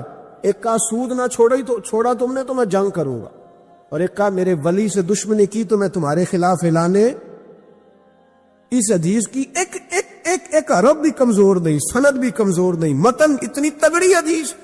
حضرت معاذ ابن جبل رضی اللہ تعالیٰ عنہ نبی پاک صلی اللہ علیہ وسلم کے روزے پر بیٹھ کے رو رہے تھے. یہ ابو داؤد شریف کی حدیث. حضرت عمر آگے کا روتے کیوں؟ فرمانے لگے مجھے 2 حدیثوں نے پریشان کر دیا ہے. ایک تو نبی پاک نے فرمایا چھوٹی سی ریاکاری بھی شرک ہے، اگرچہ شرک اصغر ہے پر انسان سے غلطی ہو ہی جاتی ہے. اور دوسرا حضور نے کہا ہے کہ جس نے ولی سے دشمنی کی میرا اعلان جنگ ہے. تو عمر مجھے کیسے پتا چلے گا کہ کون ولی ہے؟ حضرت عمر نے کہا بہتر یہ ہے کہ تو سب کی عزت کیا کر، سب کا اکرام کر. لیکن یہاں تو لوگ معاف ہی نہیں کر رہے. غوث پاک پر بھی فتویٰ ہے، داتا علی اجمیری پر بھی فتویٰ ہے، خواجہ معین الدین. پتہ نہیں یہ کون سا دین ہے، کون سا مذہب ہے جس میں پچھلا کوئی بھی ٹھیک نہیں تھا، جو آج پیدا ہوا صرف وہ ٹھیک ہے، جو جتنا زیادہ بدتمیز ہوتا ہے اتنا زیادہ عروج پاتا ہے. تو میں کہتا ہوں امام بخاری کو بھی نہیں مانتا. کیوں مانا تو نے امام بخاری کو؟ امام بخاری کو مانو گے تو بخاری مانو گے، امام مسلم کو مانو گے تو مسلم شریف کو. کیا فلسفہ ہے؟ بغیر کسی امام کے تو حدیث تک پہنچ ہی نہیں سکتا. جانا ڈائریکٹ جا کے لے نبی پاک سے حدیث، امام بخاری کے بخیر لے تیرا پتہ چلے. جب امت میں جتنے لوگ گزر گئے سینکڑوں سالوں میں وہ سارے غلط تھے، جو آج پیدا ہوا وہ ٹھیک ہے. کوئی ٹی وی پہ بیٹھ گیا، کوئی یوٹیوب پہ بیٹھ گیا، سارے غلط تھے جی میں نیا آیا ہوں میں ٹھیک ہوں. یہ کیسے ہو سکتا ہے؟ بدتمیزوں کو عروج ملے گا. تو نبی کریم علیہ السلام نے فرمایا اللہ کا اعلان جنگ ہے. یہ بخاری مسلم ہے، یاد رکھنا. کبھی ذہن میں بھی کسی اللہ کے نیک بندے کے بارے میں برا خیال نہ پیدا کرنا. اعلان جنگ ہے رب کریم کا. تو کہنے لگا جی تہجد نہیں پڑھی. لوگوں نے بڑا سمجھایا کہ یار کوئی بات تو نے غیر شرعی دیکھی ہے تو وہ کر، لیکن تو جہاں بیٹھتا ہے غیبت کرتا ہے، جہاں بیٹھتا ہے کوئی غیر شرعی بات دیکھی ہے تو بیان کر. ہم کہنے لگا جی نہیں. چونکہ بڑا سیٹھ تھا، جب اسے اتنی زیادہ بات کی تو حضور مفتی اعظم ہند کو تکلیف ہوئی. جاگ رہے ہیں ہم لوگ. آپ رو پڑے، فرمانے لگے اسے ایسا نہیں کرنا چاہیے تھا. میری کوئی غلط بات دیکھتا تو تبصرہ کرتا. آپ کی آنکھوں میں آنسو کیا آئے؟ اس کے گھر میں تو آگ لگ گئی. کہتا ہے صرف وجود کے کپڑے بچے، باقی ہر شے جل گئی. اور پھر میں 2 سال محنت کرتا رہا کہ دوبارہ میرا گھر، میرا کاروبار مضبوط ہو جائے، نہ ہو سکا. پھر ایک دن تڑپا، کسی نے کہا وہاں چلا جا معافی لے لے. تجھے پتا ہے جب کوئی ولی کا بے ادب ہوتا ہے تو پھر رب اس کا کیا حال کرتا ہے. وہاں چلا جا بچ جائے گا. آیا حضور مفتی اعظم کی خدمت میں, دروازے پہ داخل ہوا تو آپ فرمانے لگے تو نے اچھا کیا تو آ گیا, اور اب تجھے معافی مانگنے کی ضرورت نہیں, جا میں بغیر معافی مانگے ہی تجھے معاف کرتا ہوں. وہ کہتا ہے اگلے دن سے ہی میں نے اپنا رویہ. حضرت جنید بغدادی, یہ داتا صاحب نے لکھا ہے, حضرت جنید بغدادی نے نا ایک نوجوان کی تربیت کی, اسے ادھر دیکھیں میری طرف. جنید بغدادی نے اسے تعلیم دی, وہ اکثر آتا, آپ پڑھاتے, پیار کرتے, محبت کرتے. تھوڑی سی نا چند باتوں کی اسے خبر ہو گئی, علم ہو گیا, پھر آہستہ آہستہ اسے نورانی خواب بھی آنے لگ گئے. پھر آہستہ آہستہ اسے سمجھ لگنے لگ گئی کہ اب میں نہ کچھ ہوں. پرواہ کو نہیں ہوتی رب کریم کے بندے کو, موج کرے کوئی. ایک چاہت کرنے والا جاتا ہے تو کئی درجن اللہ عطا کرتا ہے, لیکن نہ صرف اتنی تکلیف ہوتی ہے کہ میری ہاتھوں کے تراشے ہوئے مٹی کے صنم آج بت خانے میں بھگوان بنے بیٹھے ہیں. ادھر تکلیف ہوتی ہے کہ اس کو وہ پتھر جن کو سکھائی تھی قوت گویائی ہم نے, وہ جب بولنے لگے تو ہم پر ہی برس پڑے. یہ ذرا اچھا نہیں لگتا. یہ تکلیف ہوتی ہے کہ یہ کیا انداز ہوا, ہم ہی سے کھا کے ہماری بلی ہمیں ہی میں ہوں. یہ ذرا بات تھوڑی سی باتی, یہ ذرا اچھا نہیں لگتا. یعنی میرے ہاتھوں کے تراشے ہوئے مٹی کے صنم دیکھو آج بت خانے میں بھگوان بنے بیٹھے. تو وہ کہنے لگا کہ میں تو اب اوپر چلا گیا ہوں حضرت جنید بغدادی سے. کبھی کسی کو کوئی بات سناتا, کبھی کوئی سناتا, کہتا وہ تو ابھی وہی ہیں, تبلیغ کر رہے ہیں, یہ کر رہے ہیں, تو میں تو رات خواب میں فلانی جگہ بھی ہوا ہوں. تو بہت اونچا درجہ ہے میرا. وہ آہستہ آہستہ جب پر تھوڑے نکلے نا, انہوں نے کہا تو حضرت ہنس دیتے, مسکرا دیتے, کہتے چلو موج کریں, لیکن دل میں تکلیف ضرور تھی. ہوتی ہے تکلیف, کیا کرے, اللہ نے دل جو بنایا. اس میں بعض لوگوں کے بعض جملوں کی بڑی تکلیف ہے. کئی دفعہ تکیے پہ کچھ آنسو گر جاتے ہیں, رضائی پہ منہ دے کے نا کئی دفعہ بندہ روتا ہے کہ یار سارے کر لیتے, تجھے نہیں کرنی چاہیے. لیکن چلو خیر. ایک دن نا وہ زیادہ ہی بدتمیز ہو گیا. اس نے کہا میں نے مرشد کا امتحان لینا ہے, پتہ کرنا ہے آج کتنے پانی میں. اور شیخ سعدی فرماتے ہیں جب اللہ کسی کو رسوا کرنا چاہتا ہے نا تو اسے اپنے نیک بندوں کی پردہ داری پہ لگا دیتا, اور جب ان کے پردے کھولنا چاہتا ہے پھر رب اسے رسوا کرتا ہے, پھر چوکوں چراہوں میں رسوا ہوتا ہے. آ گیا حضرت جنید بغدادی کے پاس دل میں سوال لے کے, آج میں نے امتحان لینا. تو کہنے لگا حضور میں کچھ پوچھنے آیا ہوں. تو آپ فرمانے لگے جو تو جلال آ گیا نا, پہلے تو دور دور باتیں کرتا تھا, آج اس نے سامنے کر دی تو کام خراب ہو. جلال آیا حضرت کو, تو مجھ سے بات کرے گا, میری روٹی کھا کے, میرا نمک کھا کے, میرے ٹکڑوں پہ پال کے, مجھ سے تربیت لے کے میرے سامنے بات کرے گا. فرمایا تو چھوڑ, تیرے دل میں سوال کیا, میں بتاؤں تو کیا پوچھنے آیا ہے, تو فلانا فلانا سوال لے کے آیا تھا.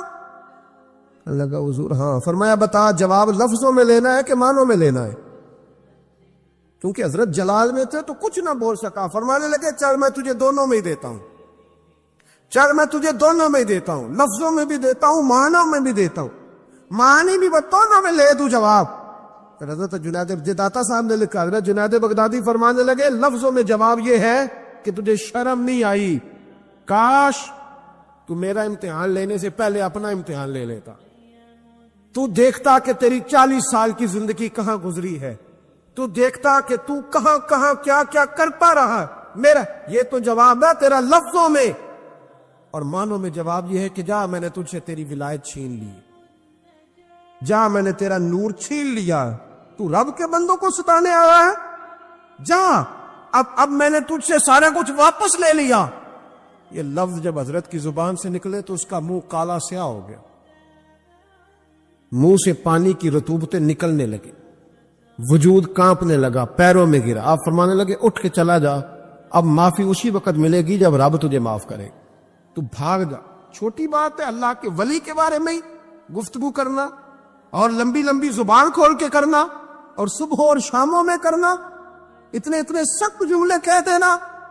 او بھائی, ایم ایل اے کے دوست کے بارے میں تو بات نہیں کر سکتا, تو منسٹر کے یار کے بارے میں بات نہیں کر سکتا, تیری جرت نہیں ہوتی.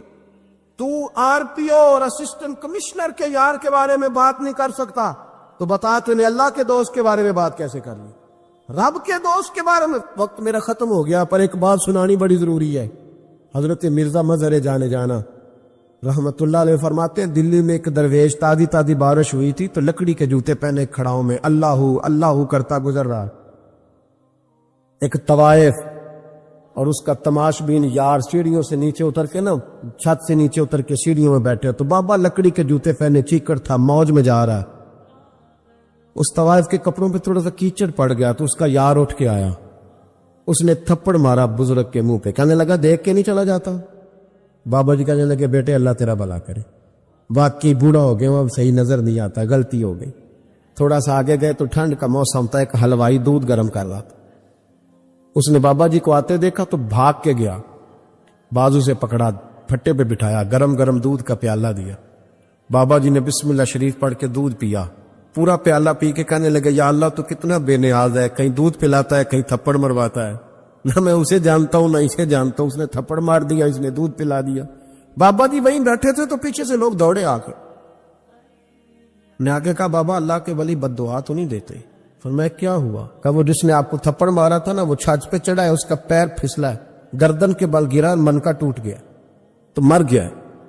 بابا جی کہنے لگے اللہ کی قسم میں نے کوئی بد دعا نہیں دی۔ کہا نہیں آپ نے دی ہے۔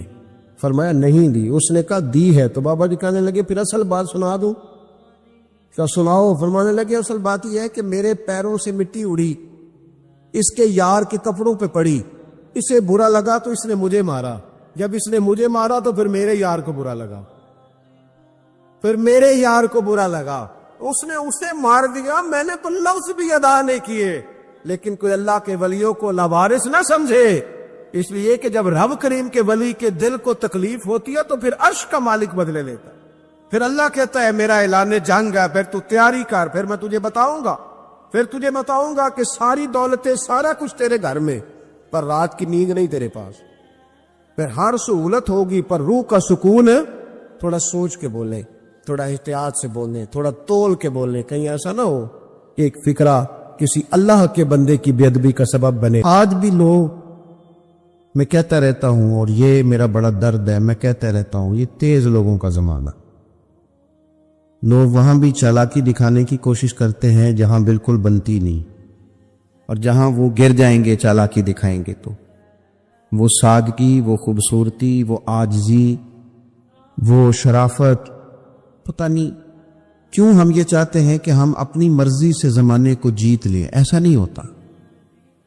اس کا نقصان یہ ہوتا ہے کہ جب کوئی انسان عقل کے زور پہ چلنا شروع کرتا ہے تو اس کی عقل کسی کو بھلا کیا تکلیف دے گی، اسے خود ہی بڑی تکلیف دیتی، اسے خود محسوس ہونے لگتا ہے کہ میں کوئی نارمل زندگی نہیں گزار رہا بلکہ مجھے تو کوئی اداکاری کرنی پڑ رہی۔ حضرت ابو بکر صدیق رضی اللہ تعالیٰ عنہ نے اس زمانے میں جب سارے لوگ کچھ اور کہہ رہے تھے، آج لوگ کہتے ہیں نا یہ سارا زمانہ ادھر جا رہا ہے، لیکن یہ ان کے ایمان کا کمال ہے کہ سارے لوگ کسی اور سمت جا رہے تھے، حضور سید عالم علیہ السلام نے واپس آ کے جب معراج شریف کی بات کی تو اس کی سب سے پہلے تصدیق جناب صدیق اکبر نے فرمائی۔ اللہ کریم نے فرمایا والذی جاء بالصدق وصدق بہ، ایک وہ ہیں جو سچ لے کے تشریف لائے اور ایک وہ ہیں جنہوں نے اس کی تصدیق کی، اولئک ھم المتقون، دونوں ہی پرہیزگار ہیں، یہ پرہیزگار ہیں، اللہ سے ڈرنے والے، غیر مشروط محبت اور لا محدود وفاداری، غیر مشروط۔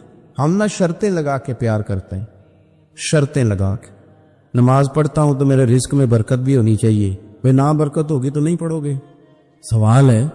میں اب نیک کام کرتا ہوں تو لوگ میری عزت بھی کریں، تو اگر لوگ عزت نہیں کریں گے تو نیک کام چھوڑ جائیں گے، یہ شرطیں ہم نے لگائی ہیں، اس لیے ہم کئی دفعہ محبت نہیں کر رہے ہوتے، تجارت کر رہے ہوتے، تجارت، اور تجارت ٹھیک ہے، پھر اگر آپ کسی کے ساتھ تجارت کر رہے ہیں تو سامنے والا بھی تجارت ہی کر رہا ہے، پھر سودا بیچ لو، سودا خرید لو، سودا خرید لو، سودا بیچ لو، یہی کچھ ہوگا۔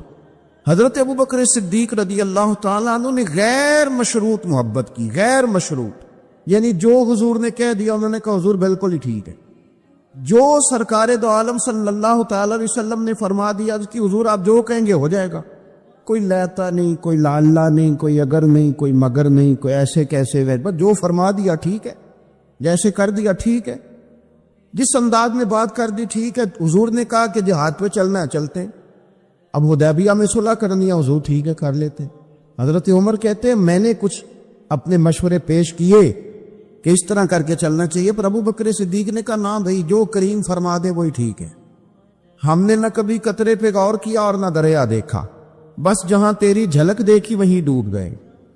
انسان کے نا دو قسم کے پیار کرنے والے ہوتے ہیں، ایک پیار کرنے والے پروٹوکول مانگتے ہیں، ٹائم مانگتے ہیں، پیار کرتے ہیں وہ بھی، لیکن ان کا خیال ہوتا ہے کہ اس طرح کر کے اگر آپ چلیں گے تو پھر پیار ہے۔ کچھ پیار کرنے والے اس طرح کے ہوتے ہیں، وہ کہتے ہیں تو مل نہ بھی وہ دی فطرت ہے، کہر نہ چھڈے، سجن ہو کے ویر نہ چھڈے، انہوں آکھو اسی نہیں متھے لگ دے، چلو ساڈا شہر نہ چھڈے۔ کچھ لوگ ایسے ہوتے ہیں کہتے ہیں مل نہ بھی یار، کوئی عرض نہیں، لیکن اس طرح کر کہ پیار تیرے ساتھ قائم رہے گا، تو سلام لے پھر بھی تیری مرضی، روک پھیر کے گزر جا پھر بھی تیری، غیر مشروط محبت، شرط والی نہیں۔ پھر کیا ہوتا ہے کہ آپ کسی پہ بوجھ نہیں بنتے، آپ کسی کو تکلیف نہیں دیتے، آپ کسی کو اذیت نہیں دیتے۔ لیکن اگر آپ بوجھ بنیں گے، آپ اپنا آپ بتائیں گے، اپنا آپ دکھائیں گے، اپنا آپ مسلط کریں گے، محبت کمزور ہو جائے گی۔ نبی پاک صلی اللہ تعالی علیہ وسلم کی نا آپ کو 20 حدیثیں ملیں گی جناب صدیق اکبر رضی اللہ تعالیٰ عنہ کی شان میں، اور ظاہر ہے جو پڑھنے والا ہے جتنا زیادہ مطالعہ رکھتا ہے اتنی زیادہ چیزیں ملیں گی۔ میں کھڑا ہو جاتا ہوں نا جو حدیث پڑھ کے، اور جو میری بڑی تربیت کرتی ہے، اور میں سمجھتا ہوں کہ یہ جو انفرادی زندگی ہے نا ان کی، یہ جو انوکھا رنگ ہے یہ بڑا نرالا ہے۔ حدیث پاک سنیے گا اور اس کے پہلوؤں پر غور فرمائیے گا۔ نبی پاک صلی اللہ تعالی علیہ وسلم فرماتے ہیں میرے پاس جس کا بھی مال آیا نا میں نے امانت سمجھ کے خرچ کیا، مال غنیمت بھی آیا ہے، حضرت عثمان غنی نے بھی مال دیا، جناب عبد الرحمن ابن عوف نے بھی مال دیا، جس بندے کا بھی مال آیا ہے نا میں نے امانت سمجھ کے خرچ کیا ہے۔ کیا لفظ ہے، کیا حسن ہے، کیا تاثیر ہے، کیا اپنائیت ہے۔ حضور فرماتے ہیں جس کا مال آیا اور لوگوں میں نے امانت سمجھ کے خرچ کیا، پر جب ابو بکر کے پیسے آئے نا میں نے اپنے سمجھ کے خرچ کیے، یہ اپنے، ان کا کوئی مسئلہ نہیں۔ میں نے کہا کہ میں یہ نہیں کہتا کہ یہ سب سے بڑی فضیلت کی حدیث ہے، علماء کی اپنی اپنی رائے ہے، جو حدیث پاک پڑھنے والے لوگ ہیں طلباء اساتذہ ان کی اپنی، میری یہ رائے ہے کہ یہ جو جملہ ہے نا یہ والا، یعنی جس کے مال کوئی بندہ اپنا مال کہہ لے، دیکھیں نا کچھ جگہوں پہ آپ پوچھتے ہیں کہتے ہیں یار یہ ذرا ضرورت ہے مہربانی کر، اور کچھ پیسے ایسے ہوتے ہیں آپ اٹھا لیتے ہیں کہتے ہیں انہیں کچھ نہیں کہنا، یہ حد ہے اپنائیت کی۔ حضرت صدیق اکبر کے بارے میں میرے کریم نے فرمایا کہ میں نے جب اس کے پیسے آئے ہیں نا تو مجھے یوں لگا یہ اس کے نہیں یہ میرے ہیں، میں نے اپنے سمجھ کے نا، اللہ کرے میں آپ کو سمجھا سکوں گا، جس کی چیزیں مدینے والے کی اپنی چیزیں کہلائے، جس کی چیزیں حضور کی اپنی چیزیں کہلائیں۔ اب بات کو سمجھے، حضرت ابو بکر صدیق نے غیر مشروط محبت کی، لا محدود وفاداری کی، بغیر حیل و حجت کے پیار کی، صبحیں شامیں دوپہر ہر چیز کریم کے نام کر دی۔ حضرت ابو بکر صدیق رضی اللہ تعالیٰ عنہ مالدار بھی تھے، سمجھدار بھی تھے، تاجر بھی تھے، لوگ سارا کچھ دیکھ داکھ کے نہیں چلتے، نفع نقصان سوچ کر نہیں آگے بڑھتے، لیکن حضرت صدیق اکبر نے تو کوئی چیز دیکھی نہیں، کوئی چیز نہیں دیکھی، اور لوگ اس وقت آتے ہیں جب رش بڑھ جاتا ہے، شہرت عام ہو جاتی، جب لوگ دیکھتے ہیں نا کہ اب یہاں شاید بہت زیادہ ہے تو مکھیاں پھر جوش مارتی ہیں کہ پہنچنا چاہیے۔ لیکن جناب صدیق اکبر تو اس وقت آئے جب مار کھانے کے دن تھے، اس وقت آئے جب بڑی اذیتیں مسلمانوں کو دی جاتی تھی، اپنا مال، اپنے بچے، اپنا قبیلہ، اپنی بیٹیاں، اپنا سارا گھر، اپنا سارا خاندان، ہر چیز لا کے کریم محبوب کے قدموں میں رکھ دی، اور پھر یہ کہ حضور کی خدمت کی اس انداز میں زیادہ فرق نہیں ہے۔ عمر بظاہر نبی پاک صلی اللہ علیہ وسلم سے 2.5-2.5 سال ان کی کم ہے، لیکن غار ثور میں جو لوگ گئے ہیں وہ جانتے ہیں کہ وہ بڑا مشکل رستہ ہے، ابھی بھی بڑا مشکل ہے، حالانکہ رستے بن گئے۔ چلے ایک بات اور بھی کہہ لیتے ہیں تجربے کی ہے کہ حالانکہ رستے بن گئے، حالانکہ اس کے لیے بڑے بڑے چندے بھی اکٹھے ہو گئے، بڑے بڑے چندے۔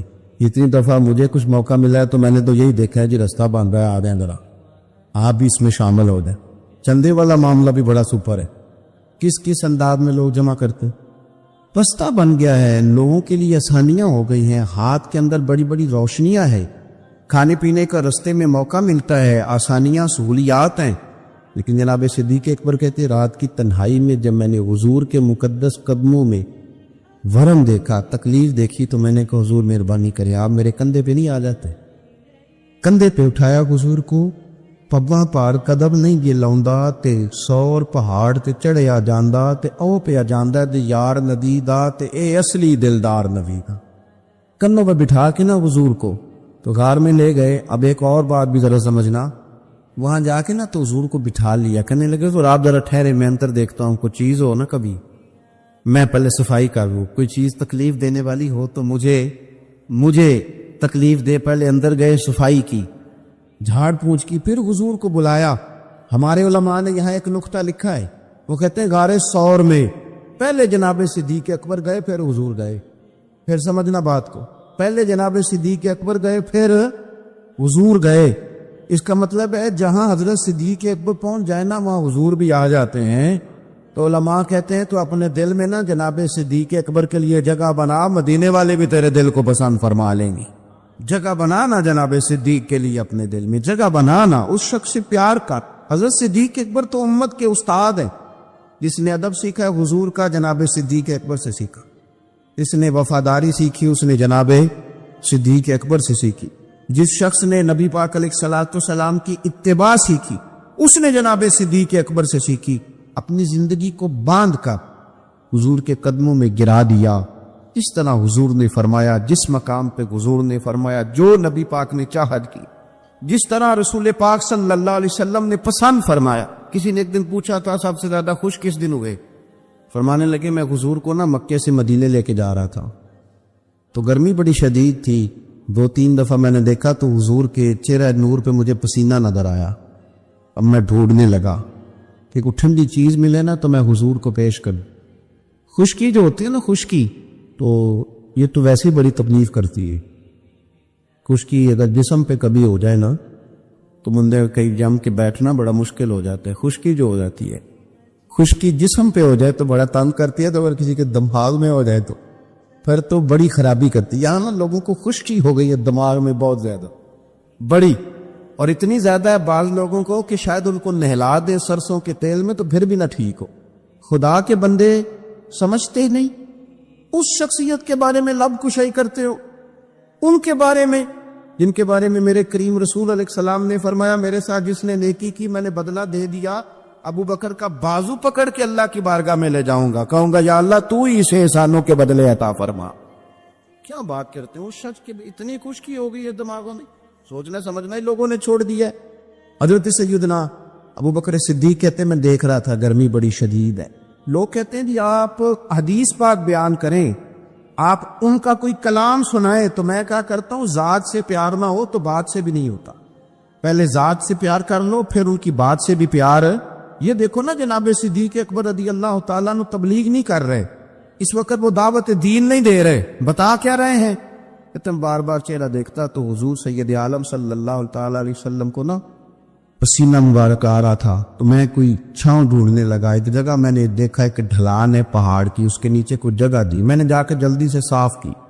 मैंने वहां कुछ चीज बिछाई, एक रवायत है चमड़े का बिस्तर बिछाया, और एक में आता है कि अपनी चादर उतार के बिछाई, इमामा खोल के बिछाया।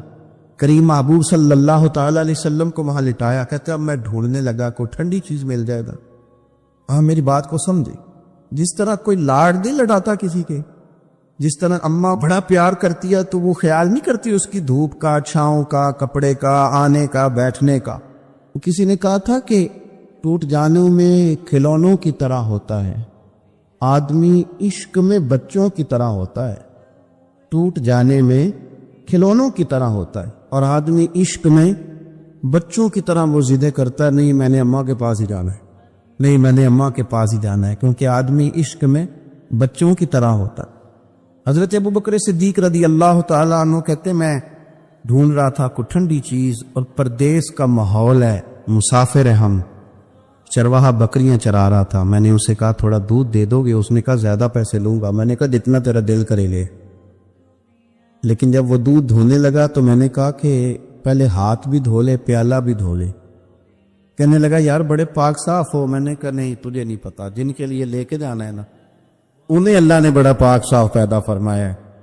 फरमाते हैं मुझे कहने लगा खुद ही दूध धो लो। पहाड़ के पीछे कुआं था, उसने कहा बड़ी दूर है। मैंने कहा तो दूर ना बता, बस एड्रेस बताओ।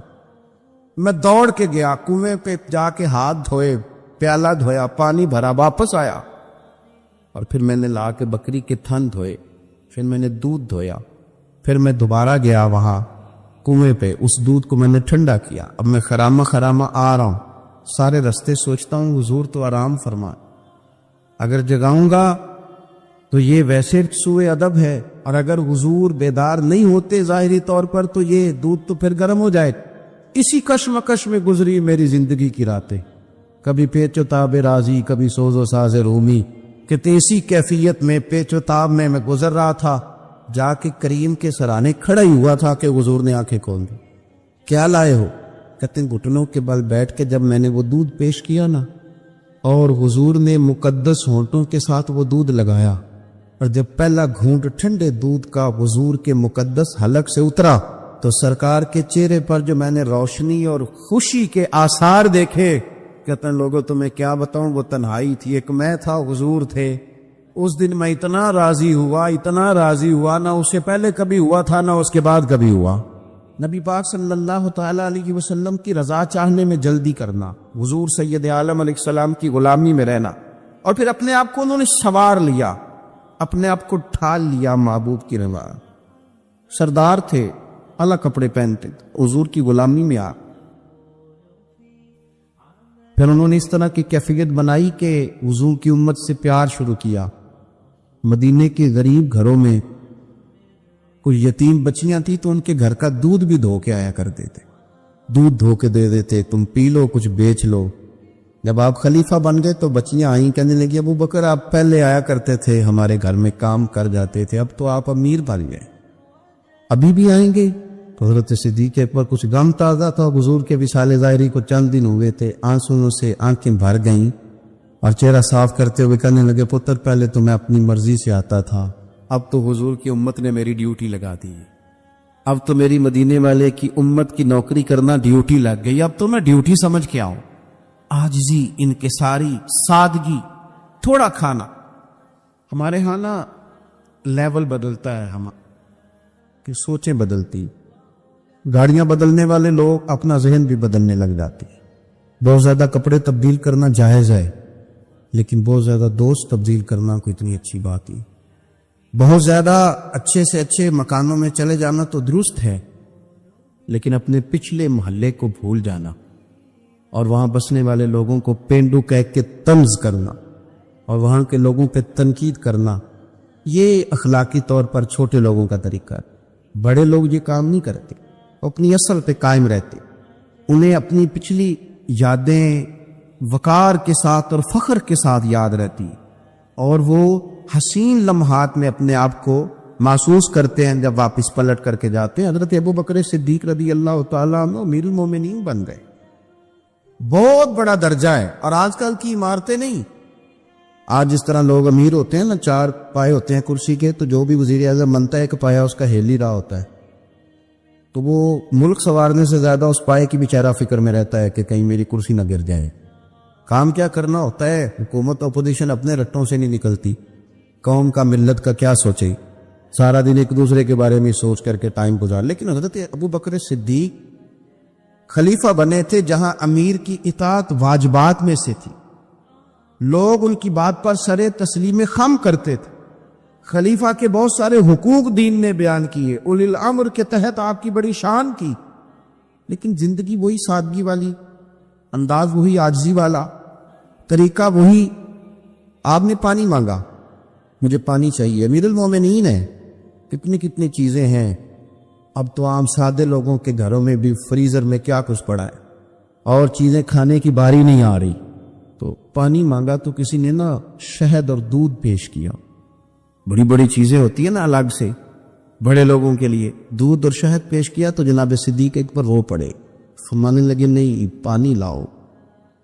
حضور یہ چلیں آپ نہ پیئے، پر رونے والی کیا بات ہے؟ فرمانے لگے مجھے ڈر لگتا ہے میں کہیں دنیا دار نہ بن جائے، لے جاؤ۔ کہ حضرت کیا مطلب؟ فرمانے لگے میں حضور سید عالم صلی اللہ علیہ وسلم کی بارگاہ عالی مرتبت میں حاضر تھا، تو حضور کہہ رہے تھے کسی چیز کو دور ہو جا، دور ہو جا، دور ہو جا، چیز کوئی نظر نہیں آ رہی تھی، کچھ دیر سب لوگ خاموش رہے، تو میں نے عرض کی حضور کچھ ہماری رعایت فرما دیں، کس کو دور کر رہے ہیں آپ؟ تو محبوب فرمانے لگے یہ دنیا کا مال ہے، دنیا داری ہے، میرے قریب آنے لگی تھی تو میں نے 3 دفعہ کہا دور ہو جا، دور ہو جا، دور ہو۔ فرمایا جب اسے کریم نے اپنے قریب نہیں کیا تو ہم دنیا کے معاملے میں اتنے محو ہو جائیں، طرح طرح کے کھانے، طرح طرح کے لباس، طرح طرح کے ہمارے اٹھنے بیٹھنے۔ اب کہاں میں نے نہیں دیکھا اب کوئی شخص ایسا ہو جو جوتے گانٹ کے پہنتا ہو، ورنہ تو ایک پورا پورا تھیلا لے کر کے جاتے تھے موچی کے پاس کہ ہمارے جوتے گانٹ تھے۔ کہاں چلا گیا وہ دور؟ اور اس کے باوجود غربت کا رونا پہلے سے زیادہ رویا جا رہا ہے، پہلے سے زیادہ غربت کا رونا رویا جا رہا ہے۔ حضرت صدیق اکبر رضی اللہ تعالیٰ عنہ، عشق اگر عروج کا ہے تو اتباع کا جو جذبہ ہے اپنے آپ کو زیادہ نہ پھیلائیں، سہولیات کا اپنے آپ کو زیادہ عادی نہ کریں، پروٹوکول کا اپنے آپ کو عادی نہ کریں۔ عزتیں اللہ کی بارگاہ عالی مرتبت سے ملتی ہیں، لیکن اپنے اصولوں پہ قائم رہے۔ حضرت ابوبکر صدیق رضی اللہ تعالیٰ عنہ حضور کے وصال ظاہری کے بعد اپنی صاحبزادی سیدہ عائشہ صدیقہ رضی اللہ تعالیٰ عنہ کے گھر گئے تو جا کے دیر تک خاموش بیٹھے، دیر تک۔ تو سیدہ عائشہ صدیقہ رضی اللہ تعالیٰ عنہ عرض کرتی ہیں کہ آپ بڑے خاموش ہیں، کیا بات ہے؟ کہنے لگے پتر تیرے نے چھت پہ میں جب آتا تھا تو نور دیکھتا تھا، میں نور دیکھتا تھا۔ ایک بات اور عرض کروں آپ کی خدمت میں، یہ جو معرفت آج کل جس کا نام لوگوں نے رکھا ہے نا، معرفت، 2-3 گہری باتیں کر دینا، معرفت سب سے زیادہ اگر آپ کو ملے گی تو نبی پاک کے صحابہ میں ملے، حضور کی اولاد میں ملے گی۔ سب سے زیادہ معرفت وہاں سے سیکھے، ان کے اقوال، ان کے ارشادات، ان کا طور طریقہ، یہ معرفت ہے۔ یہ جس چیز کا ہم نے نام رکھا ہے نا، اب تو آپ یقین کریں جو مرضی بندہ بیٹھ کے، ہمارے ملک میں ایسے ایسے اسکالر ہیں جو تازے آئے ہیں تو وہ کہتے ہیں اقبال بھی ٹھیک نہیں تھے، فلانا بھی ٹھیک نہیں تھا۔ تو کسی نے پوچھا کہ یہ بندہ کیوں کہہ رہا ہے؟ تو میں نے کہا وہ اس لیے کہہ رہا ہے کہ کسی بڑے آدمی کی مخالفت کروں گا تو میرا نام ہوگا، کسی بڑے آدمی کی۔ سستی شہرت حاصل کرنے کے لیے لوگ بڑی بڑی کہانیاں گھڑتے، اصل معرفت وہی ہے جو مصطفیٰ کریم نے بتائی اور صحابہ کرام علیہم رضوان نے اسے ہم تک پہنچائے۔ مہربانی کریں، کسی نئے رنگ روپ کی کوئی زیادہ ضرورت نہیں ہے۔ حضرت سیدنا ابوبکر صدیق رضی اللہ تعالیٰ عنہ کی معرفت کا کمال دیکھیں، فرمانے لگے بیٹا تیری چھت پہ میں نور دیکھتا تھا، آج دکھائی نہیں دے رہا، کیا معاملہ ہے؟ تو جناب عائشہ صدیقہ رضی اللہ تعالیٰ عنہ خاموش ہو گئی۔ دیر کے بعد کہنے لگی ابا جی کرتا میرا بڑا ہی پھٹ گیا تھا، پیبند لگنے کی جگہ نہیں تھی تو ایک کرتا نیا منگوایا ہے، پتہ نہیں یہ کہ دنیا داری نہ مجھ سے ہو گئی، ایک کرتا نیا۔ ہمارے ہاں تو یہ حالت ہے کہ خواتین کہتی ہیں کہ اے سود میں پہلا بھی ہوتے پاک گئی، تو وہ کیا کہیں گے کہ ایک ہی جوڑا ہے اس کے پاس، یعنی اگر دوبارہ جانا ہے نا منگنی کے لیے الگ، مہندی کے لیے الگ، ولیمے کے لیے، یہ ہمارا کلچر ہے اور اس کو ہم نے خود پروموٹ کیا ہے، اس میں ساری غلطی خواتین کی نہیں۔ حضرت عائشہ صدیقہ رضی اللہ تعالی عنہا کہتی ہیں کہ ابا جی میں نے نا ایک صرف کرتا نیا لیا ہے۔ تو جناب صدیق اکبر روئے، بیٹی کے سر پہ ہاتھ رکھا، کہنے لگے پتر ہم وہی ٹھیک ہے جہاں میں حضور نے کھڑا کیا ہے، ان رستوں کے مسافر صحیح ہیں، وہی ٹھیک ہیں۔ بہت ساری دنیا داریاں، بہت سارے پروٹوکول، بہت ساری شہرتیں، بھول جاتا ہے نا پھر انسان کئی دو چیزیں، اب اتر وہی ٹھیک ہے۔ جناب عائشہ صدیقہ رضی اللہ تعالی عنہ فرماتی ہیں جناب صدیق اکبر گئے تو میں نے نیا کرتا اتار کے خیرات کر دیا، پرانے والا پہن لیا، شام کو لوٹ آئے، آنکھوں میں آنسو تھے، کہنے لگے پتر ہم اسی رنگ میں اچھے ہیں جو رنگ ہمیں رسول کائنات نے عطا فرمایا ہے۔ حضرت مصعب ابن عمیر بڑے مالدار تھے اور بڑے مہنگے جوڑے پہنتے تھے، پھر اللہ نے کرم کیا اور حضور کی غلامی میں آ گئے۔ میں حضرت مصعب ابن عمیر کو پڑھ کے نا تو ایک جملہ میں نے نیچے لکھا ہے، میں نے کہا اس کا مطلب ہے کہ سوٹوں میں، کوٹھیوں میں، گاڑیوں میں سکون نہیں، سکون تب بھی ہے جب ضمیر مطمئن ہو جائے۔ مالدار آدمی تھے پر یہاں پھٹے پرانے کپڑوں میں آ گئے، اس لیے کہ وہاں سب کچھ تھا، دل مطمئن نہیں تھا۔ تو پہلے حبشہ گئے ہجرت کر کے، پھر مکے واپس آئے، نوجوان آدمی، بوڑھا آدمی نہیں، جوان۔ نبی پاک صلی اللہ علیہ وسلم نے ڈیوٹی لگائی، فرمایا مدینے مجھ سے پہلے جاؤ، جا کے تبلیغ کرو۔ یہ وہاں گئے، کسی کے گھر میں، حضرت اسد بن زرارہ رضی اللہ تعالیٰ عنہ کے گھر میں ڈیرا لگایا۔ وہاں بنی ظفر کا ایک گھر تھا، ایک حضرت اسد بن زرارہ کا، وہاں تبلیغ کرتے، دین بتاتے۔ جوان آدمی اور امیر آدمی، منت کرنے کی کیا ضرورت ہے؟ کسی کی منت کرنے کی کیا ضرورت ہے؟ پر دروازے رسول پہ آئے نا، حیدر شاہ اس گلی کدے نہ رول دی، پر ہن تے رول گئی نا، آئے نا تو آ کے حضور کی بارگاہ سے پیغام لے کے یہاں پہنچ گئے۔ حضرت اسد بن زرارہ کے گھر میں ان کا قیام تھا رضی اللہ تعالیٰ، وہ مسلمان ہو چکے تھے، اور ان کی خالہ کے بیٹے تھے حضرت سعد بن معاذ، جو قبیلہ بنو اشہل کے سربراہ تھے، اپنے قبیلے کے سردار تھے اور خالہ کے بیٹے تھے۔ وہاں آ گئے، حضرت مصعب بن عمیر نے تبلیغ شروع کر دی۔ شروع میں غریب لوگ کلمہ پڑھنے والے تھے، بات ذرا پھیلنے لگی تو حضرت سعد بن معاذ نے خود نہیں کہا، خالہ کے بیٹے تھے، نہ کہا وہ ناراض نہ ہو جائے۔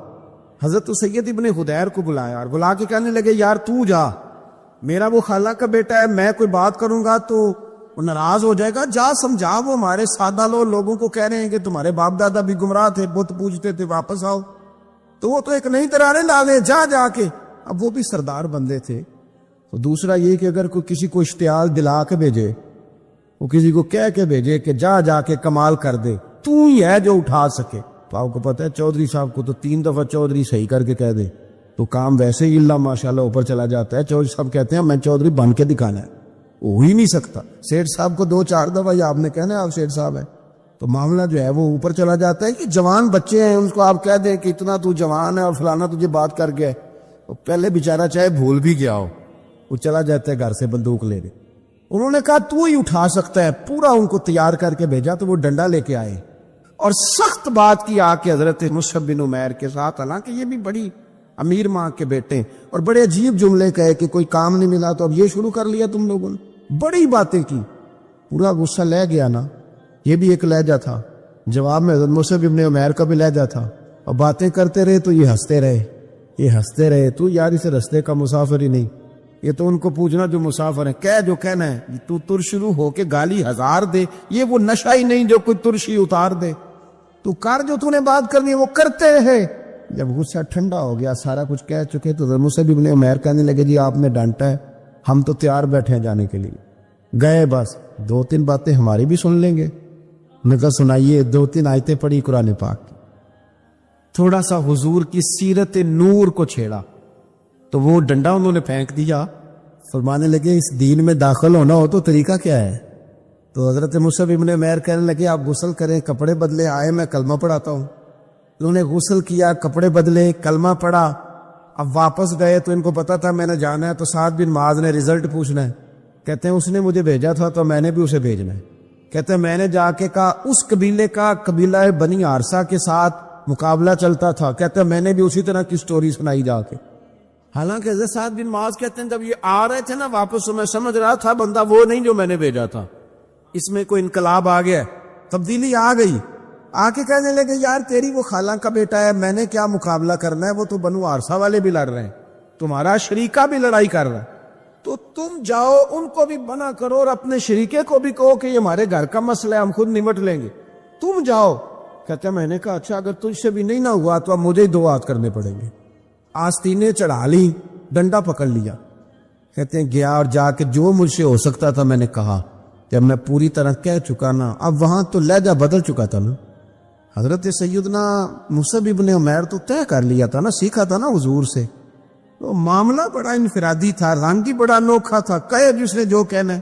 اب یہاں تو معاملہ دوسری طرح کا ہوگا، پوری کہتے ہیں میں نے بات کر لی، تو وہ میں نے کہا جاتے ہو کہ نہیں، کہنے لگے جی جانا ہے، جانا کیوں نہیں، تاری مار اڑانا باہو اسی تے گئی ہی اڈن آ رہے، تیار بیٹھے، ہمیں مدینے والے نے کہا تھا حبشہ جاؤ تو گئے تھے، واپس مکے آؤ تو آئے تھے، اب یہاں بھیجا ہے تو تاری مار اڑانا باہو اسی تے اب گئی اڈن ہارے۔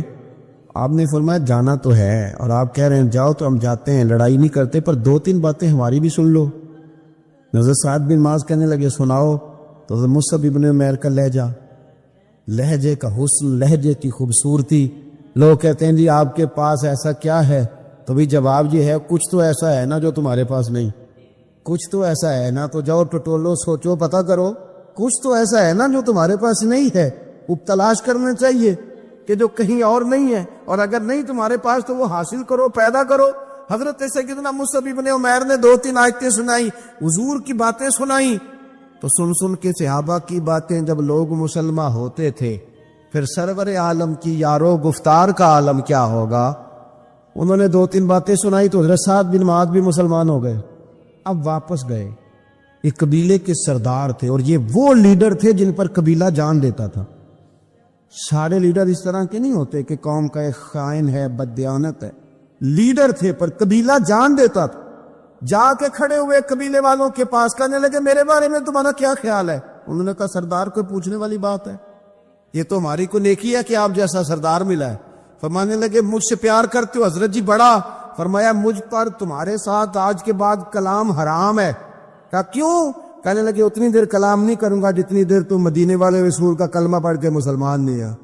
تو حضرت سعد بن معاذ نے سارا قبیلہ مسلمان کر لیا. حضرت سید ابن حضیر بھی مسلمان ہو گئے, اور اتنا بڑا ماحول بن گیا مدینے میں کہ جہاں 12-13 لوگ کلمہ پڑھتے تھے, 70 لوگ اگلے سال حضور کی بارگاہ میں گئے, حضور اب ہماری جمعیت بن گئی, یا آپ تشریف لائیں. اگر سارے اس میں کردار دیکھو گے تو حضور کے کرم سے جو لہجہ دیا تھا نا اللہ نے حضرت مصعب ابن عمیر کو, یہ اس لہجے نے اس کچھ ان کے خلق نے کر لی اور کچھ ان کے پیار نے کر لی. حضرت انس بن مالک رضی اللہ تعالیٰ عنہ یہ بڑے خوش نصیب خوش بخت انسان ہیں. کہتے میری اماں خود مجھے حضور کی بارگاہ میں چھوڑ گئی تھی کہ یا رسول اللہ یہ آپ کی خدمت کرے گا. کہتے میں نے 10 سال حضور کی نوکری کی ہے, نبی پاک نے کبھی اوف بھی نہیں کہا. بلکہ بخاری مسلم میں ایک انوکھی بات موجود ہے. فرماتے مجھے ایک دن حضور نے فرمایا جا یہ کام کر کے آ. کہتے میرے دل میں یہی تھا کہ فوراً جاؤں گا. اسی طرح لفظ موجود ہے, میرے دل میں تھا جاؤں گا کر کے آؤں گا. حضور نے فرمایا کر کے آ. دل میں پکا ارادہ تھا جاؤں گا, لیکن اپنی زبان سے میں نے کہا حضور میں نے کوئی نہیں جانا. یہ کیوں بات کی؟ یہ ذرا لاڈ کے ساتھ کی, یہ ذرا ناز کے ساتھ کی, یہ ذرا نا محبت کے ساتھ کی, یہ ذرا حضور جو پیار کرتے تھے نا اس پیار کو سامنے. حضور میں نے نہیں جانا. تو کہتے ہیں حضور تھپکی دے کے یہ غلام سے بات ہو رہی. حضور فرمانے لگے چلنا تجھے کہا نہ جا کر کے آ. کہتے میں چلا گیا, اسی ارادے سے گیا تھا جاؤں گا, لیکن رستے میں جب میں گیا تو بچے کھیل رہے تھے, میں نے بھی کھیلنا شروع کر دی. کھیل رہا ہوں دیر ہو گئی. حضور نے بھیجا تھا کسی کام. اب جب زیادہ دیر ہوئی تو کریم گھر سے نکلے, اور جب حضور نے مجھے دور سے دیکھا اور مجھے کریم کے آنے کا پتہ چلا تو اب میں ڈرا. اب میرا انداز بڑا جدا گانا ہو گیا کیونکہ حضور نے بھیجا تھا. یہ تو خادم کی بات ہے نا. سچی گل دسیا جی اپنا منڈا بھی کدے نہ جائے تھے, اور تینوں میں کلیا سی تو گیا کیوں نہیں؟ ناراض نہیں ہونا آپ نے, لیکن چلو بچہ ہے, کسی وقت دیر سویر بھی ہو ہی جاتی ہے, کیوں اتنی سختی کرتے ہو؟ حضرت انس بن مالک کہتے ہیں جب حضور کو آتے دیکھا تو میں پوری طرح ڈر گیا, لیکن قریب محبوب جب میرے قریب آئے اور مجھے ڈرا ہوا دیکھا نا تو پھر رحمت للعالمین محبوب کی رحمت کا بادل چھایا. اور جب حضور مجھے دیکھ کے ہنسے نا, بس وہ ہنس گئے اور میرا کام بن گیا. بس کریم تھوڑی دیر ہوئی, ایک آیا کالیاں زلفاں والا, ایویں 2 کڑیاں میرے من وچ رکیا تے کر گیا نور اجالا. بات بن گئی, بات طبیعت ٹھنڈی ہو گئی. تو حضور فرمانے لگے میں نے کہا تھا جاؤ, گئے نہیں. اب جب حضور مسکرا گئے تو بات ہی ختم ہو گئی. یا رسول اللہ صلی اللہ علیہ وسلم جانے لگا ہوں. تو حضور نے پھر شروع سے بات شروع کر دی. حضور جانے لگا ہوں. فرمایا جا دوڑ کے آ, پھر جو کہا تھا وہ کر کے آ. لیکن وہ بیچ میں جو دیر ہوئی تھی, وہ جو لیٹ ہوئی تھی, اور جو میں کہہ کے آیا تھا میں نے نہیں جانا, حضور نے اس بات پر مجھ سے کوئی سختی نہیں کی.